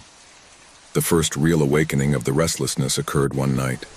After several weeks of hearing those strange sounds, Martin woke up in the middle of the night, agitated, sweat soaking his forehead. He sat up quickly, trembling, as if something had touched him. There was a chill in the air, a chill that did not come from the open window but seemed to emanate from the walls themselves. It was then that he heard it clearly, a dragging, as if something heavy was dragging on the ground. He was not human. It couldn't be. The feeling of dread enveloped him completely. Without thinking, he got out of bed and went out into the hallway. He looked at the door of the apartment next door. It was empty. It had always been empty. There had never been anyone on the lower floor. Martin had investigated at first, looking for answers to those noises, but he had never found anything. Something didn't fit. Something in that building was completely wrong. He decided to take matters into his own hands. If the noises were coming from the lower floor and no one was there, then what was causing them? And why did he feel those noises calling to him, as if someone were whispering to him in the dark? The basement door was locked, but that didn't stop Martin. That night, armed with a flashlight and a determination that arose from pure fear, he went into the basement. At first, his flashlight barely shone a couple of meters in front of him, but as he advanced, the air became denser. The stench, as of stagnant moisture, filled his lungs and made him cough. Something was not right. Not only was the air strange, but the walls seemed to be full of scars, marks I couldn't identify. The feeling that someone was watching him grew with each step he took. Suddenly, the flashlight flickered. Darkness grew around him, and for a moment he thought the world was fading away. Then a noise made him stop. A dull thud, a creak, as if something heavy was moving in the dark. Martin swallowed hard and kept going, although his body asked him to flee. Finally, the flashlight shone on a figure, a shadow in the darkest corner of the basement. The first thing he noticed was the shape of this creature. Its body was tall, skeletal, covered in pale gray skin that seemed to absorb light. The eyes, if I could call them eyes, were two black, empty orbs, glowing with a yellow, inhuman light. That creature was not human nor animal. It was something much older, something that was hiding in the shadows, feeding on something I couldn't understand. Martin could not move. He was paralyzed with terror. The creature, with slow but sure movements, began to crawl towards him. Every step he took echoed off the walls as if the ground was shaking. Martin tried to back up, but his legs did not respond. Fear had trapped him. The creature got closer and closer. A cold breath ran down Martin's back, and darkness closed around him. He could feel the weight of that presence, as if he were being absorbed by it, as if the shadows themselves were surrounding him, taking possession of his being. At that moment, the flashlight flickered again, and in the darkness, Martin could hear a whisper, one he would never forget. "It's too late." The shadow of the creature spread through the basement, and Martin, unable to react, fell to the ground. The creature silently moved even closer, brushing its skin with its icy touch. The creature then began to speak in a strange whisper, a murmur that seemed to penetrate its mind. He told him dark stories, stories of those who had fallen before him, those who had come too close to the lower floor and paid the price.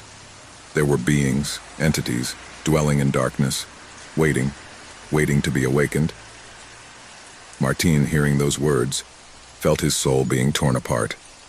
An indescribable fear consumed him, as the creature dragged him into the shadows.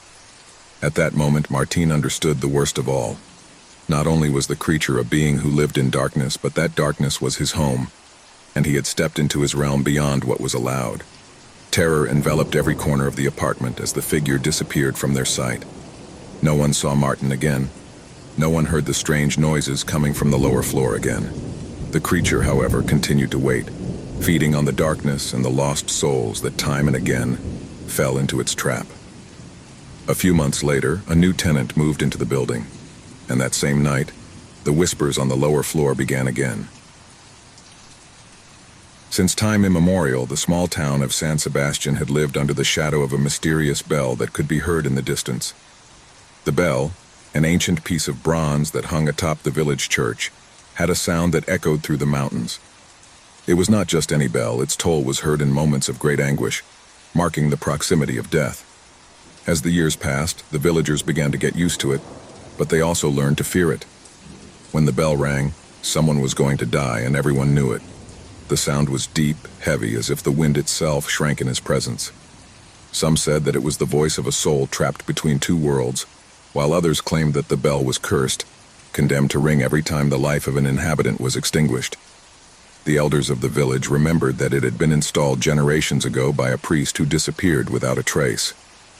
No one had ever managed to decipher the true origin of the bell. Everyone was afraid to approach her. The people had survived generations of suffering, always with the same curse lurking. The deaths came with the sound of the bell, which never failed, never stopped. In the darkness of the night, its sound penetrated the houses of the inhabitants, announcing the fate of some of them.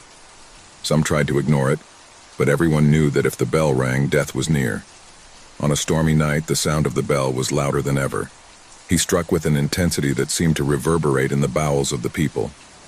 Each blow was a terrifying echo, echoing off the walls of the houses, shaking the hearts of the bravest. No one in the village had ever heard such a loud and ominous ringing. Anguish took hold of all who heard that sound, which reached the depths of their souls. But that night, there was someone who did not give in to fear. Alejandro, a brave young man determined to discover the truth behind the bell, decided to investigate. He had heard many stories and legends about his origin, but the need for answers had led him to challenge superstitions. As the storm raged, Alejandro left his house with a flashlight in hand. I knew something wasn't right, but I was willing to face the unknown. The streets of the town were deserted, the windows closed and the doors barred. The houses, normally full of life, had become mausoleums, all the inhabitants fearful of the bell. Alejandro walked through the deserted alleys, the wind whipping his face, but he did not hesitate. The church, which stood like a dark giant on the top of the hill, was waiting for him. I knew that there I would find the answer. The bell could not be the only mystery in that place. Something else was hidden. Something else was waiting to be revealed. As he ascended the steep path that led to the church, the fog thickened, enveloping everything around him. The light of the lantern trembled with every step he took, as if darkness were trying to swallow everything in its path. The sound of the bell kept ringing louder and louder, closer and closer. It was as if the bell itself was calling him, guiding him to his destination. When he reached the doors of the church, Alejandro felt a chill run down his spine. The doors, which had always been closed, were now ajar, as if they were waiting for him. Without thinking, he pushed the door hard, and as he crossed the threshold, the cold air enveloped him. The church, normally a place of peace, was now plunged into dense darkness. There was no light except for Alexander's lantern, which struggled to light the way. The sound of the bell seemed to come from deep within the church. Alexander walked slowly toward the altar, his footsteps echoing on the stone floor. As he advanced, the darkness seemed to take on a life of its own, as if shadows were watching his every move. The walls of the church rose like giants, and the roof seemed to crumble above his head. The figures carved into the stone, the statues of the saints, looked strange, deformed by the darkness. Finally, he reached the altar where the bell hung overhead just above a stone pedestal. It was huge, its size huge, and its presence overwhelming. There were no visible strings or mechanisms, and yet the bell kept ringing, non-stop. Alexander, paralyzed with terror, looked up at the altar and saw something that made him shudder. An old book, covered in dust and dark stains, rested on the pedestal. A pale glow emanated from its pages. With trembling hands, Alejandro brought the lantern closer to the book. When he opened it, a feeling of discomfort invaded him, as if the church itself breathed with him. The words of the book seemed to move, change, twist, as if the text were alive. And at that moment, a whispering voice echoed in his mind. "You have awakened what was asleep." The words floated in the air, and the sound of the bell increased in intensity, resounding in every corner of the church. The temperature dropped rapidly, and Alejandro felt a pressure in his chest, as if something invisible was crushing him. The book lit up with a sinister glow, and the shadows on the walls began to move, to lengthen, as if they were coming to life. In an instant, the altar was transformed. What was once a sacred space became a prison. A gigantic shadow emerged from the darkness, a spectral figure, his face diffuse but full of evil. His eyes flashed with a red light, as if he was looking through Alexander's soul.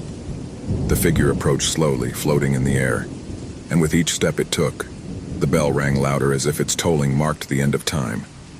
Alejandro tried to back up, but his legs did not respond. I was trapped, caught in the curse of the bell, caught in a cycle that would never end.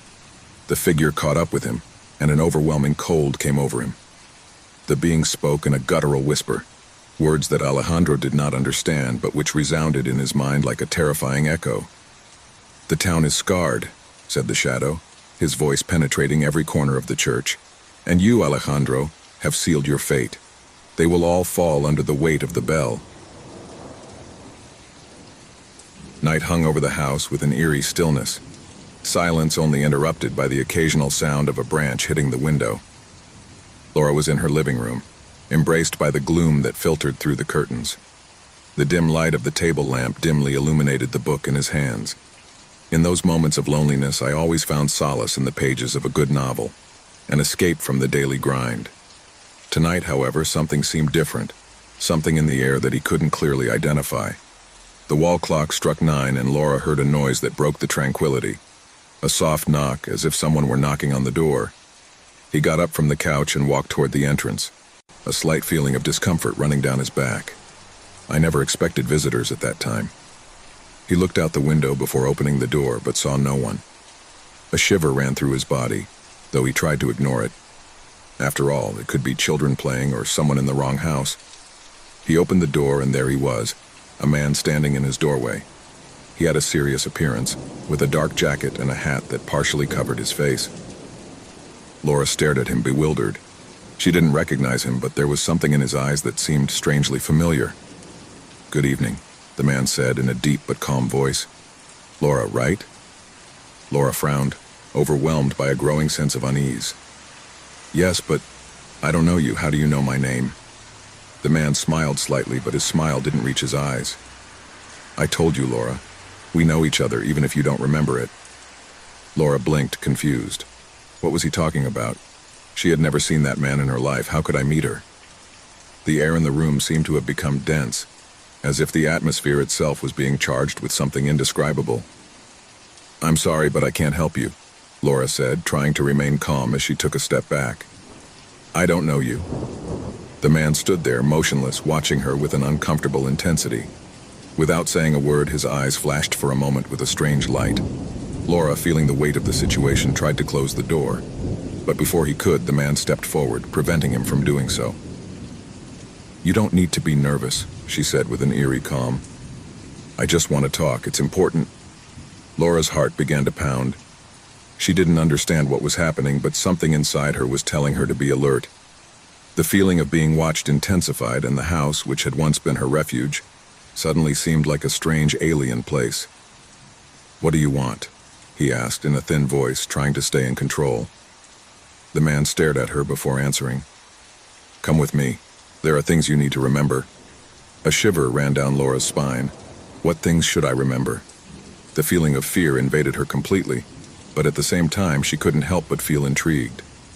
Something about the way the man spoke made her feel like she couldn't just refuse him. "I'm going to call the police if you don't leave," he finally said, unable to hide the anxiety in his voice. But the man didn't seem to flinch at the threat. "You can do it if you prefer," he replied with unsettling calmness, "but it won't change anything." Laura felt a growing pressure in her chest. The need to understand what was happening prompted her to take a step back, reluctantly allowing her into her home. The man walked into the room with terrifying naturalness, as if he had been there thousands of times before. "I shouldn't have," Laura muttered to herself, though she knew it was too late. The door closed with a dull sound, and the house was filled with an ominous calm, as if time itself had stopped. The air seemed denser, and the darkness thicker. She sat down on the couch, unable to take her eyes off the man. He sat down in front of her, his arms folded, staring at her. "What I want you to remember is that," he finally said. "Remember what you forgot." Laura frowned, completely bewildered. "I don't understand what you're talking about. I don't know you. Who are you?" The man stared at her, and for an instant, Laura saw something in his eyes that made her blood run cold. It was as if there was a connection between them, something deep and ancient that I couldn't comprehend. The feeling of dread grew inside him. "I am someone from your past," he replied, his voice deeper. Someone who knows you better than you think, and something you forgot comes looking for you. Laura didn't understand what was happening, but the man's words echoed in her mind. Something in his tone, in his gaze, caused a feeling of deep terror to take hold of her. A primitive fear, as if something that had been hidden for a long time was about to be revealed. "Leave me alone," he said, rising quickly from the couch. But when she turned to the door, a piercing cry stopped her. "You can't run away from who you are." The scream echoed throughout the house, and at that moment Laura felt as if the walls themselves were closing in on her. He looked at the man in horror, feeling the air grow even denser, as if his own breath was getting heavier and heavier. "What do you want from me?" he murmured, his voice trembling, unable to comprehend what was happening. The man slowly got up, approaching her unhurriedly, as if he knew there was no escape. "What I want you to remember is that you remember everything you have forgotten." Laura backed away, but the shadows of the house seemed to envelop her, barring any attempt to flee. His heart was pounding, and a cold sweat ran down his forehead. The man looked at her with that same frightful calmness, and at that moment, she understood something that made her blood run cold. She was no longer alone. The house was quiet, as was to be expected at that time of night. A deep, almost oppressive silence that invaded every corner of the house. Joseph was in his bed, staring at the ceiling, unable to sleep. Since his wife, Anna, had died, everything had changed. The house was no longer the same, and the emptiness left by it was unbearable. Everything in her life seemed to have a gray tinge, a sense of loss that couldn't be dissipated, no matter how hard she tried. Every night in her bed, she felt that something was missing, something that she could never recover. That night, however, the air was different, heavier. The clock struck 3 o'clock in the morning, and Jose still couldn't find comfort. Suddenly, the phone began to ring, interrupting the stillness. It was an unusual sound in the house, as rarely did anyone call him at that hour. The sound of the ringing of the call was almost deafening in the silence, as if it was marked by some kind of foreshadowing. Jose, confused and somewhat frightened, sat up on the bed and looked at the phone. He didn't recognize the number on the screen, but something inside him made him feel like he had to answer. Maybe he thought it was a mistake, some kind of joke from someone playing on his pain, but the truth was that he was too curious and at the same time scared to ignore the call. Breathing heavily, he picked up the phone. "Hello," he said, his voice trembling, hardly knowing why he said it. At first, there was only absolute silence, as deep as there was in the house. Joseph frowned, wondering if it was a joke, until he heard a soft breath as if someone was on the other end of the line. A familiar breath, but one that I did not fully recognize. It was trembling, somewhat broken breathing, as if she were struggling to stay calm. And then the voice, soft and muffled, emerged into the earpiece. The voice that Joseph never thought he would hear again. The voice of Hannah, his late wife. It was unmistakable. "Jose, help me." The whole world stopped for an instant. His heart stopped in his chest. Anna's figure, her image, her voice had disappeared from her life months ago. But now, somehow, she was back. The feeling of terror invaded him completely. Was it possible? How could it be her? "Anna? No, this can't be happening," he said, his voice trembling, feeling his mind fogging up, but still clinging to the idea that it might be a hallucination or some kind of trick. "Jose, please help me. I'm trapped. I can't get out," Anna's voice told him with palpable desperation. Joseph looked around the room as if expecting to see something, some hint that he was dreaming. Everything was in place. Everything seemed normal. But the feeling that something strange, something dark, was beginning to settle over the house did not leave him calm. The call continued, and his wife's voice did not stop asking for help. Panic began to rise through his chest, choking his breath. I didn't know what to think, what to believe, but I had to do something. "Anna, where are you? What's going on?" he asked, almost begging, looking at every corner of the room as if she could appear out of nowhere in front of him. In the house," replied the voice, which now sounded more distorted, more trembling, as if something were interfering with the communication. Anne's voice died briefly away, and Joseph could hear some strange noises in the background, low noises as if someone is walking through the house. His breathing quickened and his hands began to sweat. Was he listening to what he thought he was hearing? "Who's there?" he asked, almost unable to articulate the words. The response was a low laugh, a deep, malevolent sound that chilled Joseph's blood. It was a laugh that didn't belong to his wife, but to something else. Something he couldn't understand. Something that had no form. A shiver ran down his spine.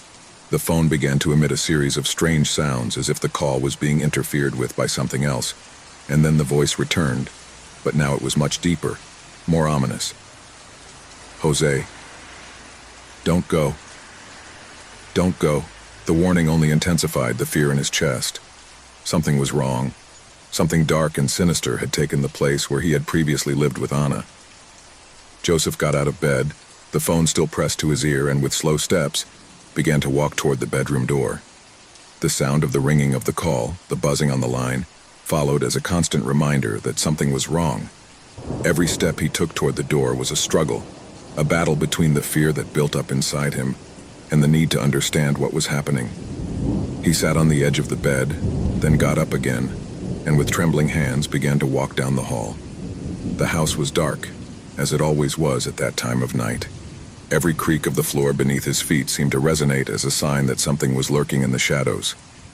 The house, which had once been his home, now seemed a strange and uninhabited place, full of presences that could not be seen, but that were felt in every corner. With the phone still in his hand, Jose approached the lobby and saw something that made him stop in his tracks. A figure was gliding down the dark hallway, a figure he couldn't clearly distinguish but which looked familiar. It seemed to be flowing, as if it wasn't walking but rather gliding. He couldn't see his face, but he felt the presence, as if that figure was watching him. "Anna, is that you?" he said, his voice trembling as if he were looking for some kind of comfort, something that would give meaning to what he was experiencing. The figure paused for a moment and then faded into the darkness. Fear filled Jose's chest, but even with the phone in his hand, he could not take his eyes off the hallway. A loud knock on the front door broke the silence, a sound so loud that it echoed throughout the house. Joseph took a step back, scared, as his mind tried to process everything that was happening. He slowly approached the door, his breathing being the only thing he could hear. When he reached the door, an icy cold ran through his skin, and a shudder shook him completely. He opened the door cautiously, but there was no one on the other side. Nothing, just the cold night wind. He looked back into the house, and that's when he saw him. In the hallway, a face that belonged to someone who couldn't be real. It was not Anna's face or anyone he knew. It was something else, something moving towards him, slowly approaching. The face was pale, lifeless, with eyes that seemed empty, but with an expression of despair. The hair was messy, and the mouth, which moved slowly, uttered words that Joseph could not understand. At that point, the call was abruptly cut off. The phone fell from his hands, and he stepped back, staring in horror at the figure fading into the darkness. The house was quiet again, too much silence, as if everything was suspended in the air, waiting for something else to happen. Joseph, paralyzed by fear, did not know what to do. Was his mind playing a cruel joke on him? Was it a dream? No, what I was experiencing could not be real, but the feeling that something dark had invaded her home was so strong that she couldn't ignore it.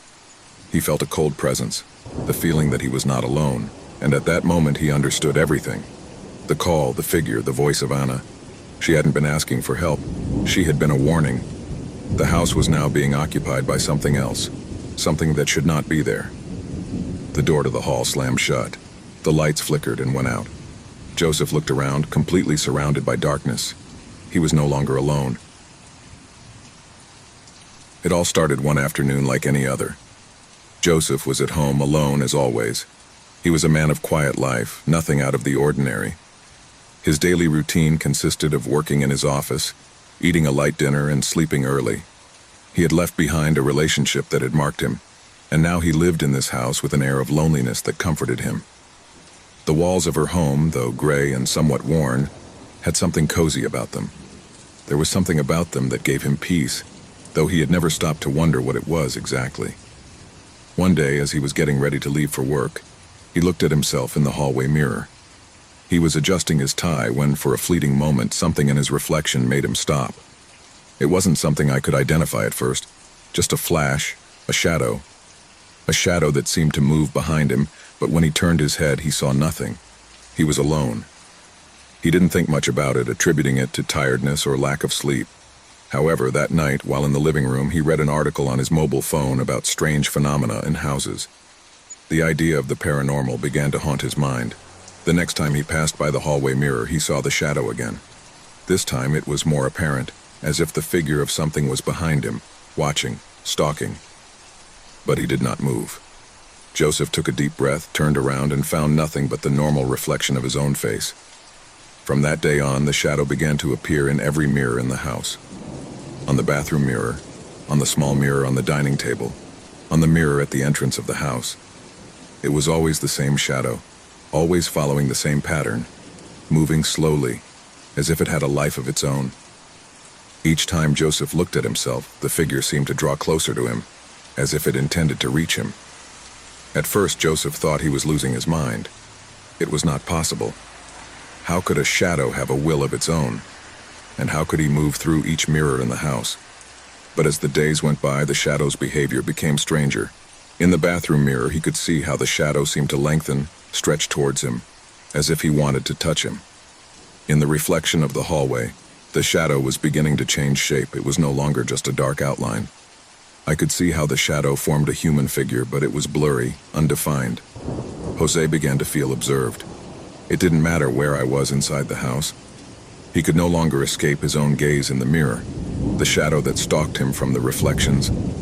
Every time I walked into a room and saw the mirror, I could feel the shadow getting closer and closer. He was no longer sure if he was only seeing what his mind was suggesting to him, or if somehow that shadow was actually following him. One night, after having been at home all day, the shadow became more apparent than ever. As Joseph walked down the hall, he felt a presence behind him. It wasn't like other times, when she had felt that something strange was happening to her when she looked in the mirrors.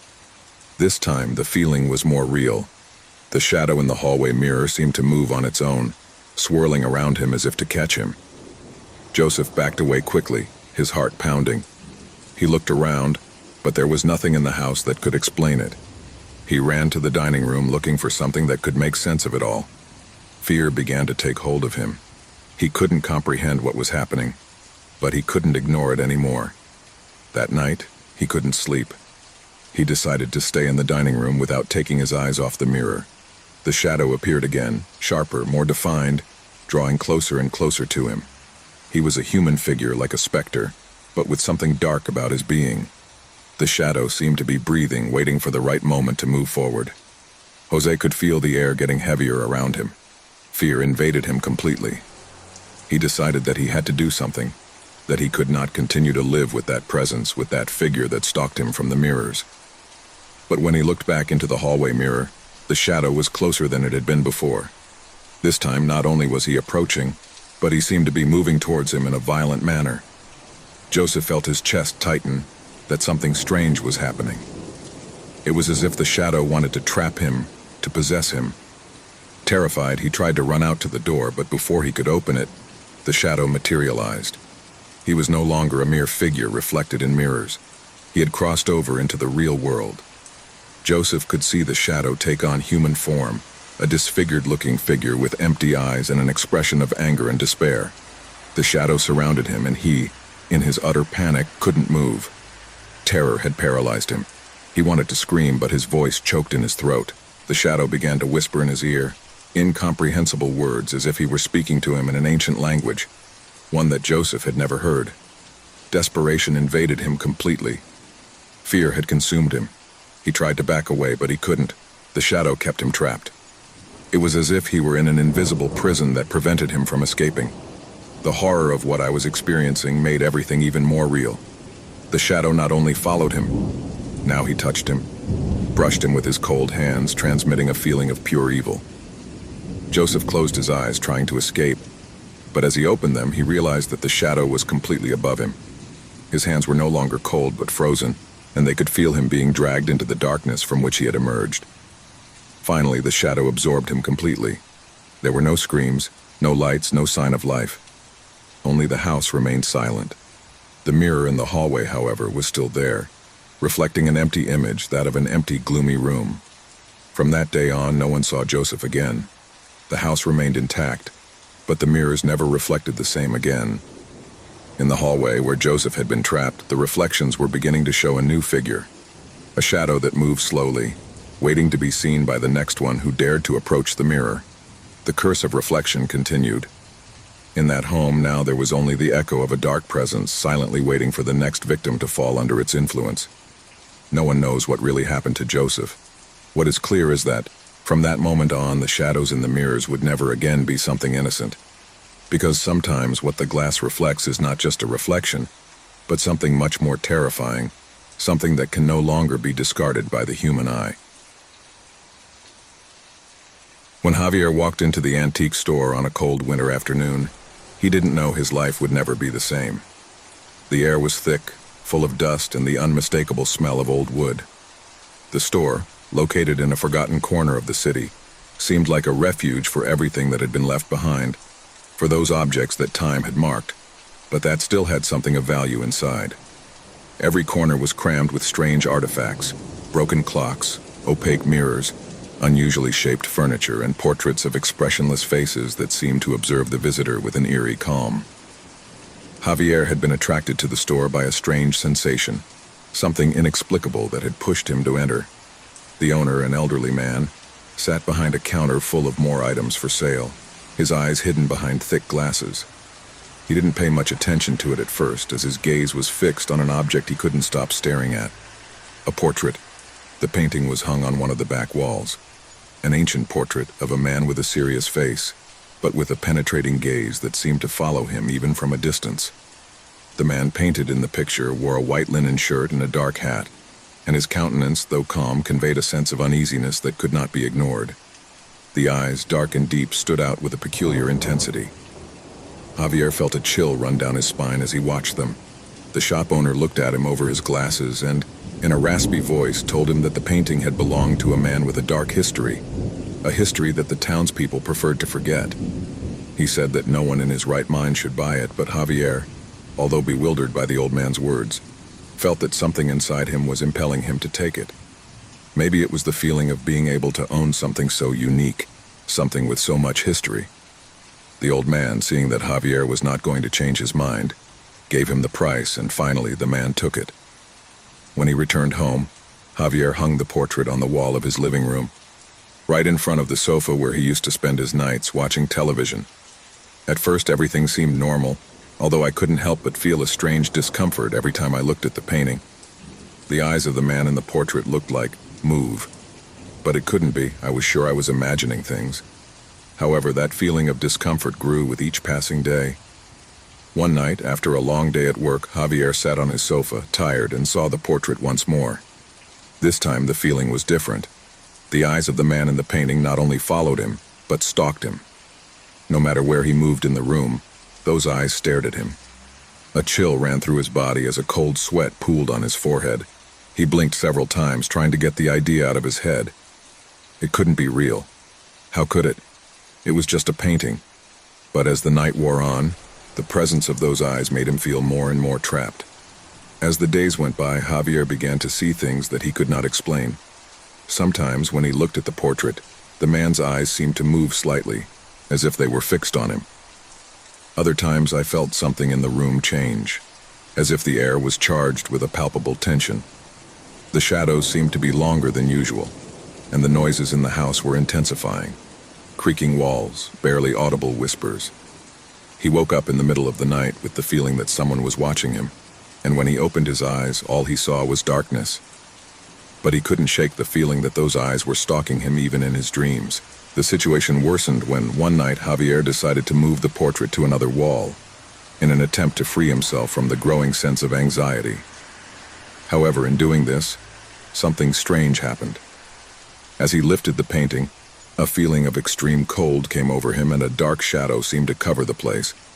The eyes of the man in the portrait were staring at him, more intense than ever. At that moment, something changed in the atmosphere of the house. Javier felt an indescribable panic, as if the air itself was pressing on him, as if something invisible was imprisoning him. He couldn't take it anymore and left the portrait on the floor, determined to get rid of it the next day. But that night was the worst of all. Javier woke up with a stabbing pain in his chest, as if someone was pressing his heart. He sat up in bed, looking around. and it was then that he saw something he would never forget. The man in the portrait was standing on the threshold of his room door. His figure was dull, blurred, but his eyes were still the same, those eyes that had haunted him since day one. It was not a dream. It couldn't be. Javier tried to scream, but his voice did not come out. Terror paralyzed him. The man in the portrait began to walk towards him, and with each step, the ground creaked under his weight. Javier tried to move, to get up, but his body did not respond. He was trapped, completely at the mercy of that evil presence that was advancing towards him. The man's eyes shone with a terrifying intensity, as if they had taken on a life of their own, as if they were devouring his soul. At that moment, Javier understood that the portrait was not just a painting. It was a prison, and he was the victim. Suddenly, an invisible force lifted him from the ground and dragged him towards the portrait. He tried to fight, but his strength was fading. The man in the painting watched him unhurriedly while Javier fell to his knees in front of him. At that moment, the air became heavy, almost unbearable, and everything around him began to crumble. The ground beneath his feet disintegrated and the walls faded into darkness. Javier was being absorbed by the painting. In a last-ditch attempt to escape, he managed to turn and see the portrait before being completely consumed. The man in the portrait was looking at him with a satisfied expression, as if he had served his purpose. At that moment, Javier understood that he had been chosen. The portrait had not only stalked him, but had claimed him. The house fell silent. The portrait continued to hang on the wall as if nothing had changed. Nobody knew what had happened to Javier. No one knew that, in that painting, there was now a new look, a new pair of eyes that would follow anyone who dared to observe it, catching the next victim just as it had done with him. The cursed portrait was still waiting in silence, ready to claim whatever was necessary to satisfy his eternal hunger. Ever since he moved into the old apartment building, Javier had felt a strange presence. It wasn't something tangible, but a nagging sense of being watched. The building, with its narrow corridors and mold on the walls, seemed to have a life of its own. However, what worried him most was not the age of the place, or even the strange noises during the night. What really disturbed him was the absolute silence during the day, as if the building was waiting for something or someone. When Javier signed the contract, he was excited. He had been looking for a place where he could live alone, a refuge where he could focus on his work and be away from the hustle and bustle of the city. The price was incredibly low, almost too good to be true, but the realtor, an older man with a serious look, assured him that there would be no problem. However, he did not tell her everything. The first night was quiet until something strange happened. Javier woke up in the middle of the night, startled by a feeling of discomfort. I felt like something wasn't right, but I couldn't identify what it was. The air in his apartment was heavy, dense, as if someone was standing in the same room watching him. At first he thought it was darkness playing tricks with his mind, but when he looked down the hall, he could swear that he saw a slowly moving shadow. It wasn't the first time she'd moved. I had been to several places before, and I had never experienced anything like it. Even though I was used to moving and living in new places, something about this apartment seemed different. The air was charged with an energy that kept him alert, a heavy energy, as if something was trapped in that place and couldn't escape. At first, Javier tried to ignore him. He thought it was his mind, perhaps too tired from the stress of moving and adjusting to his new routine. But as the days passed, the feelings of discomfort only got worse. Every time he found himself in the hallway, he felt something following him. But when he looked back, there was nothing. It took several weeks before he decided to investigate the apartment's past. The realtor hadn't told her much about the previous tenants, only that the unit had been empty for several months. Javier felt that he needed to know more, as if that knowledge could help him understand why he felt that he was not alone.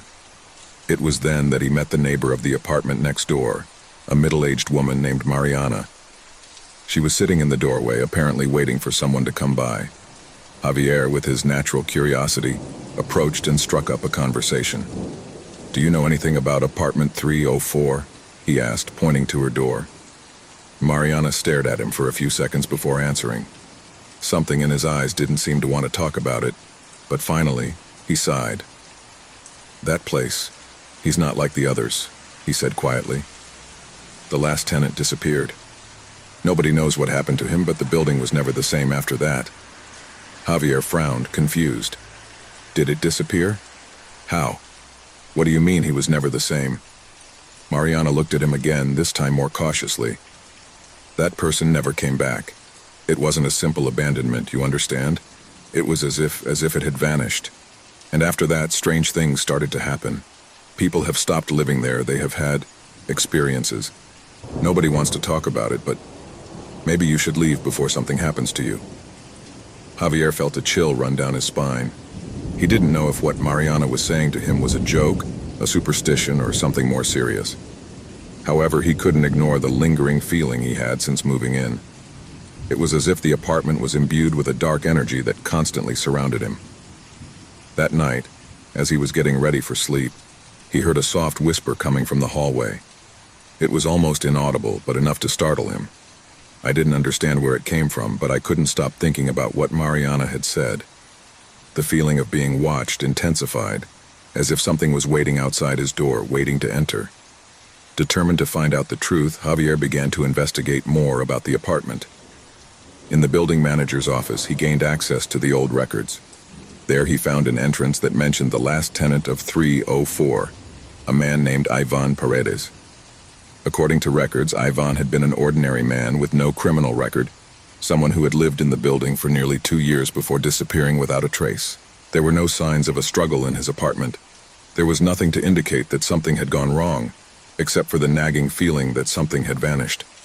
No one in the building seemed to know more, but Javier could sense that there was something dark hiding, something he couldn't fully comprehend.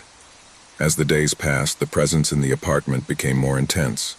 Every night, Javier woke up with the feeling that someone was in his room, standing next to his bed, watching him in silence. At times, he felt cold breathing on his face, and when he turned around, he found no one. The shadows seemed to move along the walls, twisting and changing shape as if they were taking on a life of their own. The straw that broke the camel's back was when, one night, Javier woke up to find his mirror fogged up, but with something written on it. The letters seemed to form slowly, as if something invisible was writing the words in the cold mist of the glass. "I'm looking at you," he said. Fear took hold of him, and he knew he could no longer ignore it. It was as if Ivan, the former tenant, had never left the place.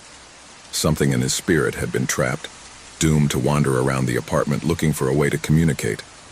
Javier tried to seek help, but all efforts were in vain.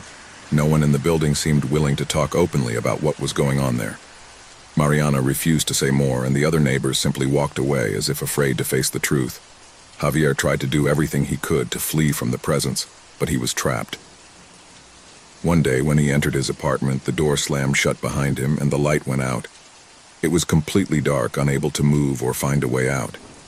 He felt a pressure in his chest, as if someone was choking him, and then he heard a voice, soft but clear, whispering in his ear, "I'm waiting for you." The door slammed open, and Javier ran out of the apartment, trembling with terror. He knew that something in the apartment would not let him go. It had been an illusion to think that he could escape the curse that had taken over the place. Fear would haunt him forever. The spirit of the last tenant, Ivan, would never leave him. Somehow, Javier had now become part of the cycle, and the apartment would follow him, trap him in its web. It didn't matter how far it went. The darkness would always find its way to him, and there would be no escape. The last tenant was not just a story of a lost spirit, but of a far more powerful force, something that transcended death and life itself, something that could never be forgotten. The antique shop was hidden in a narrow, dusty street, almost impossible to find if you didn't know exactly where to look. The display cases were full of dusty objects, old and forgotten in appearance, which had survived the passage of time without being appreciated, destined to fall into the oblivion of future generations. However, in the midst of the darkness of that store, there was a piece that seemed to glow with a subtle yet unsettling glow. Gabriel, a young art collector, had come to the shop after hearing rumors about an old painting that was said to have an intriguing history. The owner of the shop, an older man with an enigmatic look, received him in silence and led him to the back, where, on an easel, was the painting that had attracted Gabriel's attention. It was a medium-sized painting, with a scene showing a family gathered around a table. The painting was beautiful, with impeccable technique, but there was something about people's faces that I couldn't decipher. Something in those empty eyes and that frozen expression troubled him deeply. The background was gloomy, as if a thick dark fog was sliding across the scene, enveloping everything in an air of despair. Gabriel couldn't help but feel a strange attraction to painting. Although his friends and colleagues at the art gallery warned him, something inside him told him that the piece should be his. The price asked by the old owner seemed derisory for a work of such quality, and despite the old man's non-verbal warning, Gabriel did not hesitate to make the purchase. Once at home, the painting was carefully placed on the main wall of the living room, right in front of the fireplace. That same night after dinner, Gabriel sat in front of the painting, observing the details, trying to understand what made the work unsettling about it. The image attracted him, enveloped him as if the painted figures were trying to speak to him, to call him to something beyond the canvas. The first change occurred during the early morning, when moonlight filtered through the windows and reflected on the canvas. Gabriel, still awake, stood up at the sound of a slight creak, as if the painting itself were moving. He looked up at the wall where the paint seemed to have changed slightly. The figures in the painting were no longer in the same posture. The woman who was sitting on the right of the table, smiling at the painting, now seemed to be staring at Gabriel. His eyes had become darker, deeper, as if that woman's gaze was watching him directly through the painting. A shiver ran down Gabriel's spine. He tried to rationalize what he had seen, thinking that perhaps the light and shadow played tricks on his eyes. But as the days went by, the alterations in the painting became more noticeable. Every night the scene was modified, albeit in a subtle way. The faces in the painting were beginning to show more distressed expressions. The figure of the man in the center, which at first seemed a reassuring figure, began to distort. His face lengthened, as if the painting were taking on a life of its own. Gabriel began to notice that, even though the figures seemed inert during the day, every time he turned off the lights, the eyes of the characters in the painting seemed to move towards him. One night, while studying the painting, something even stranger happened. The scene was completely altered. The painting family was no longer gathered around the table. Instead, the characters seemed to be facing each other, their faces disfigured by terror. The man in the center of the table seemed to be screaming, but he made no sound. The figures were surrounded by a thick fog, as if the painting itself was being swallowed by something dark and ominous. Gabriel felt trapped in a nightmare. He began to see shadowy figures reflected on the surface of the canvas. I couldn't take my eyes off the painting, but at the same time I felt a growing sense of anguish. He decided to research the history of the painting, looking for any clue as to its origin. However, what he found only plunged him further into mystery. There were no records of that work, nor of the family portrayed in it. The only thing he could find was a hidden note on the back of the painting that read, "Darkness takes away what it touches." This note, written in an ancient calligraphy, appeared to be marked with a red stain, as if it were blood. One afternoon, when returning from work, Gabriel found the painting completely changed. The scene had advanced. Now it showed the characters in what seemed an even more disturbing scenario. A fire was burning behind the family, consuming the scene in total chaos. The woman's figure, which at first seemed to be the calmer figure, was now wide-eyed, her hands raised as if trying to scream, but not audibly. Gabriel was indescribably attracted to painting, but at the same time an unbearable terror seized him. One night, as I was looking at the painting through a dim light, something worse happened. The figures began to move in the painting. The woman on the right, the one who originally looked so calm, slowly raised her hand to the surface of the painting. Gabriel took a step back, trembling. A shrill scream echoed through his head, a sound of despair and pain. Suddenly, the woman's figure began to slowly fade away, as if she was being absorbed by the fire at the bottom. Every time I looked at the painting, something else changed, something creepier. The characters were no longer only horrified, but seemed to be suffering, as if the painting was taking their lives. Gabriel began to feel a presence, something that slipped behind him, watching him as he looked at the painting. I couldn't escape that feeling that I wasn't alone. Then something even more terrifying happened. During one of his sleepless nights, Gabriel woke up with a feeling of tightness in his chest. He looked at the painting and saw something he had never imagined. One of the figures in the painting, the man sitting at the table, had disappeared. Instead, he was himself staring from the canvas. The painting had captured him. Terror seized him. Gabriel tried to move away, but his eyes could not stop looking at the painting. The man in the painting, now with his face distorted, began to slowly move towards the edge of the painting, as if he was trying to break through the canvas. Gabriel jumped up, but the figures began to lengthen and twist, emitting whispers that echoed in his mind. The worst of all was when one of the figures began to call him by his name.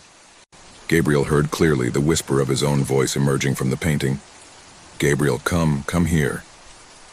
The feeling of despair completely invaded him. His mind became cloudy, and fear consumed him. He ran to the door, but when he tried to open it, the painting seemed to come to life. His eyes full of terror looked at him, and he felt that he was being pursued. The figure of the man in the painting, now with a macabre grin, began to stretch towards him, as if trying to reach for him. Gabriel could not escape that oppressive atmosphere. The man in the painting drew nearer and nearer until, with a last cry, he disappeared from the canvas, leaving only the dense fog that enveloped the scene. Suddenly, everything in the room went dark. Painting was no longer just an image on the canvas. Gabriel could no longer distinguish between the real world and the painting, as if the painting had completely absorbed him. Fear, terror, and despair surrounded him, as he watched the scene of the painting slowly unravel, taking with it the only reality he knew. The painting had served its purpose. The cold morning air seemed to envelop them in a thick mist that slid through the trees like an entity unto itself. The group of friends, 5 in all, were slowly advancing along the path that led them to the heart of the forest. Every step they took was accompanied by the rustling of dry leaves beneath their feet, a sound that seemed to be amplified in the absolute silence around them. Carlos, the most enthusiastic of the group, led the way with a flashlight in his hand, his face illuminated by the warm light that contrasted with the gray of the landscape. Behind him was Lucia, his best friend, followed by Eduardo, Javier, and Laura. Everyone, gasping for breath, stood together, looking straight ahead, where the forest seemed to grow denser with each step. "Are you sure this is the house?" Lucia asked, with a tone that denoted a certain fear, although she tried to hide it. "Of course," Carlos replied with a confident smile. "I have checked it. I've been here before, but I never dared to go in. Today will be different." Eduardo, always the most skeptical, raised an eyebrow, looking at the shadows that seemed to move in the distance among the trees. Fog enveloped everything around him, but the treetops revealed flashes of light that made the scene look surreal. "I don't like this," Eduardo murmured, but no one paid any attention to him. The group continued to move forward, ignoring the weight of fear that seemed to follow them, watching them at every step. Finally, after several minutes walking in silence, they arrived at a small clearing. There, hidden among the trees, was the house. The structure was old, with broken windows and wooden walls that showed the passage of time and decay. The house, however, seemed to have something that made it stand out from the rest of the landscape, a palpable energy, as if the whole place was charged with something dark, something ancient. The door of the house was ajar, which increased the bewilderment of the friends. "This isn't right," said Laura, who had always been the most cautious of the group. His eyes swept over the doorway and his stomach churned. Despite her fear, curiosity drove her to take a step forward. "It's okay," Carlos insisted, pushing the door effortlessly. "It's just an abandoned house. Surely there is only dust and cobwebs. Come on, let's go in." The group looked around. The trees, though imposing, could not hide the fact that something strange was happening in that place. The feeling of being watched did not disappear, but intensified. But the excitement of exploring the interior of the house overcame their instincts, and one by one they entered the hall. The air inside the house was heavy, dense, as if time itself had stopped there. The walls were covered with dark stains that, at first, were thought to be simple marks of moisture. However, as they progressed, something else became apparent. In the shadows of the main room, blurred figures could be seen, as if they were watching them from the corners, waiting. Carlos turned off the lantern and, with an expression that tried to hide his discomfort, whispered, "Let's explore a little more. Surely there is nothing." At first all seemed calm, though a sense of uneasiness hung over them. Every step echoed in the void, and the echo of their voices was lost in the heavy air. But soon, a series of strange noises began to fill everything. A crunch here, a whisper there. Lucy shuddered and looked at the others, trying to see their faces, but the darkness had completely enveloped them. Eduardo took out his mobile phone to use the flashlight, but the screen flickered before turning off completely. "What the hell?" Eduardo growled, rubbing his eyes as if trying to clear the fog from his mind. It was then that a sound coming from the upper floor broke the absolute silence. A dull thud followed by something that seemed to be dragging on the floor. Lucia, visibly pale, gritted her teeth. "I don't like this," he said in a trembling voice. "There's something about this house, something that's not right." Carlos ignored her and began to climb the stairs, determined to explore. With each step, the sound of the creaking of the old wooden floor became more and more unbearable. Javier and Laura followed him closely, with fear marking his every move. Edward, for his part, remained in the hall, looking nervously at the shadows that stretched on the walls. Fear overwhelmed him, but he did not want to be the first to abandon the expedition. Upon reaching the second floor, the group found themselves in a long hallway, where open doors gave way to empty rooms. However, something else caught his attention. A room at the end of the hallway was closed with a rusty door that seemed to have remained intact despite the years. Curiosity, mixed with the growing sense of dread, pushed them closer. When they opened the door, an icy air enveloped them, as if time had frozen at that very moment. Inside, an ancient full-length mirror reflected their distorted images, as if they were seeing something that didn't belong there. Lucia's eyes widened as she saw a shadowy figure reflected in the glass. But when she turned, there was nothing behind her. The silence became absolute. The fear grew, and the shadow seemed to stretch all over the room, as if somehow the house itself wanted to devour them. "It's time to go," Eduardo said, his voice firm but nervous. He had had enough. However, before he could take a step back, the door slammed shut, leaving them trapped inside. The light from their flashlights flickered, and the sound of something heavy creeping in again was heard louder. Suddenly, an evil presence became apparent. Something ancient and powerful had been waiting, watching, and now at last it had decided to show itself. The air became denser, and the darkness around them began to come alive. A dull scream could be heard in the distance, the sound of something that was not human, something that had been part of that house long before they arrived. The walls seemed to shrink, the house creaked, and friends began to feel the pressure on their breasts, as if they were being crushed by an invisible force. The echoes of the screams began to multiply, and the feeling of panic took hold of everyone. A gasp escaped Javier's throat, and he collapsed to the ground. Lucia, terrified, tried to open the door, but her trembling hands could do nothing. A shadowy figure appeared in front of them, a tall, dark silhouette with empty eyes that reflected a darkness much deeper than the night itself. The evil that inhabited the house was there, manifesting itself in a tangible form, ready to reclaim what belonged to it. Carlos, trembling with fear, cried out, "Run!" But the figure's voice was louder, a deep, unnatural whisper creeping into their minds. "There is no escape. This is what belongs to me."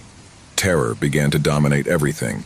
With no way out, no hope, the group of friends watched as the figure advanced towards them, absorbing the light of their lanterns, devouring their heat. The darkness swallowed everything. The house, old and cursed, had made its final claim. And in that last moment, the screams were absorbed by the house as if they had never existed. The story of the house in the woods ended there, with darkness as the only witness. The house was quiet, as was to be expected at that time of night. A deep, almost oppressive silence that invaded every corner of the house. Joseph was in his bed, staring at the ceiling, unable to sleep.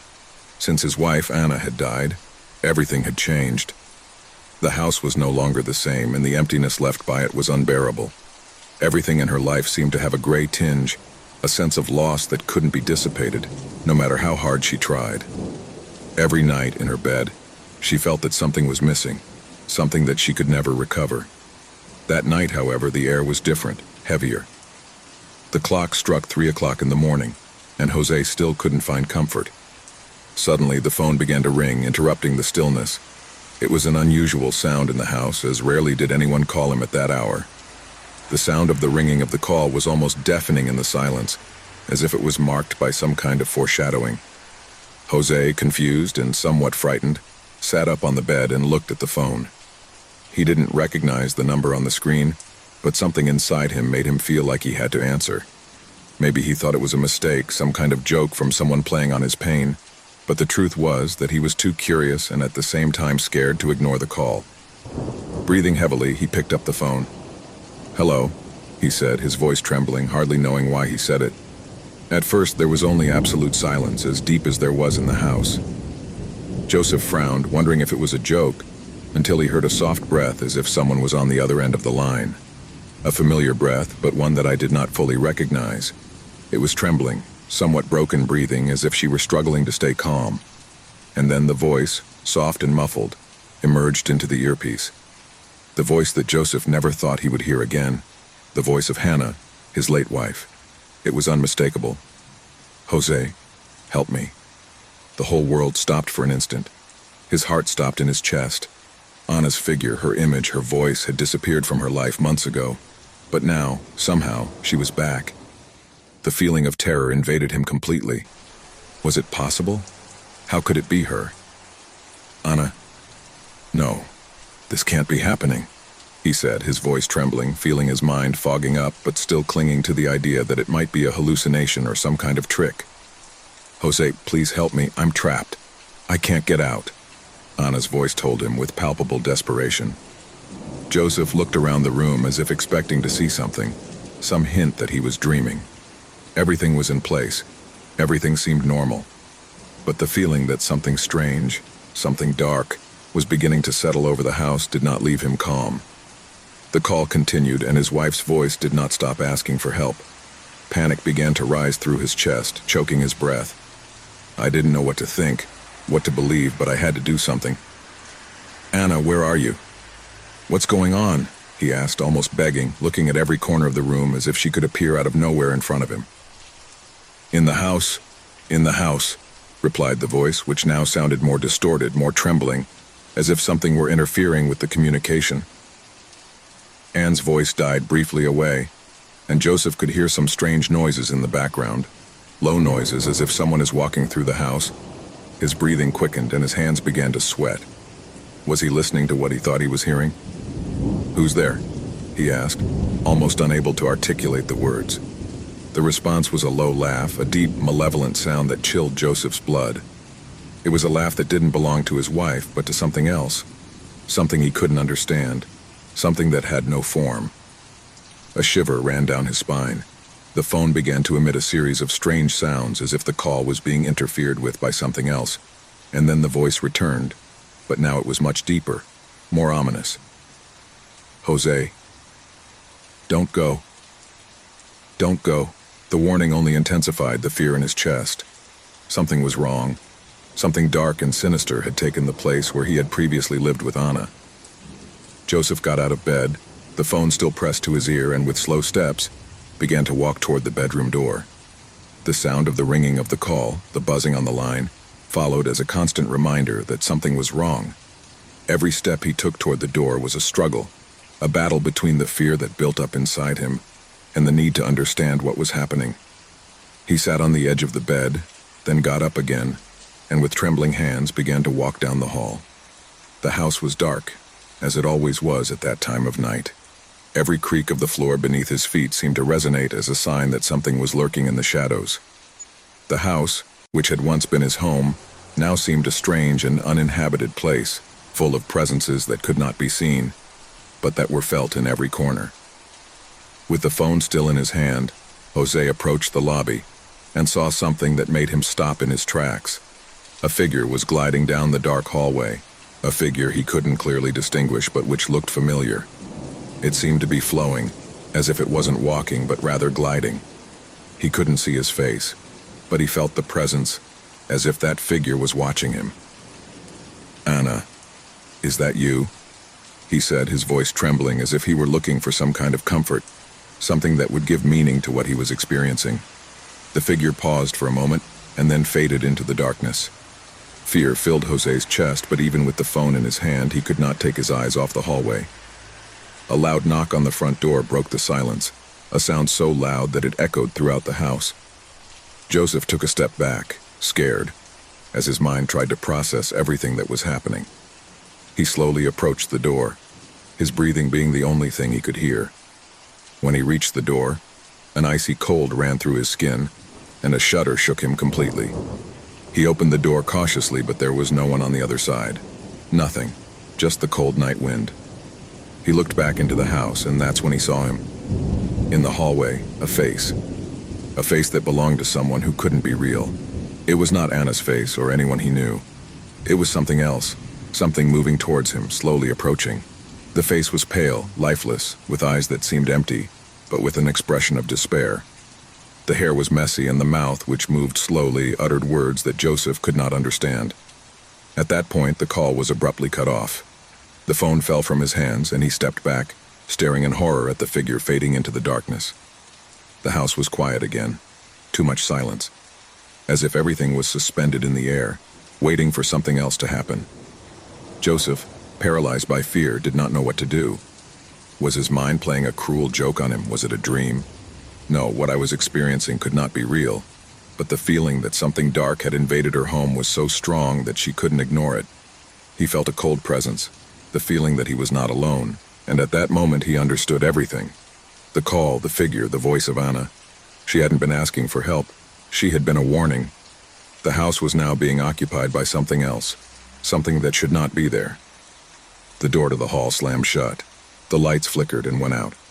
Joseph looked around, completely surrounded by darkness. He was no longer alone. The house was in absolute silence. The usual noises of everyday life had faded away, leaving an eerie stillness in the air. Rosa, the woman who lived in the house, walked through the halls with a feeling of discomfort that she could not shake. There was something strange about the air, something she couldn't identify, but that made her feel observed. The house had been his refuge for years, but lately everything had changed. Something felt out of place. One night, while Rosa was sitting in the living room trying to focus on a book, the sound came. It was a soft cry at first, almost imperceptible, as if it came from a distant place. But after a few minutes, the crying intensified, as if the child were closer. A shiver ran down his spine and his breathing became heavy. The crying was strange. It didn't sound like a child seeking comfort. There was something distorted about the sound, something that caused fear to take hold of her. Rosa stood up suddenly, throwing the book on the floor. He walked towards the door of the hallway, looking cautiously around. The crying seemed to be coming from a specific place, a room at the end of the hallway.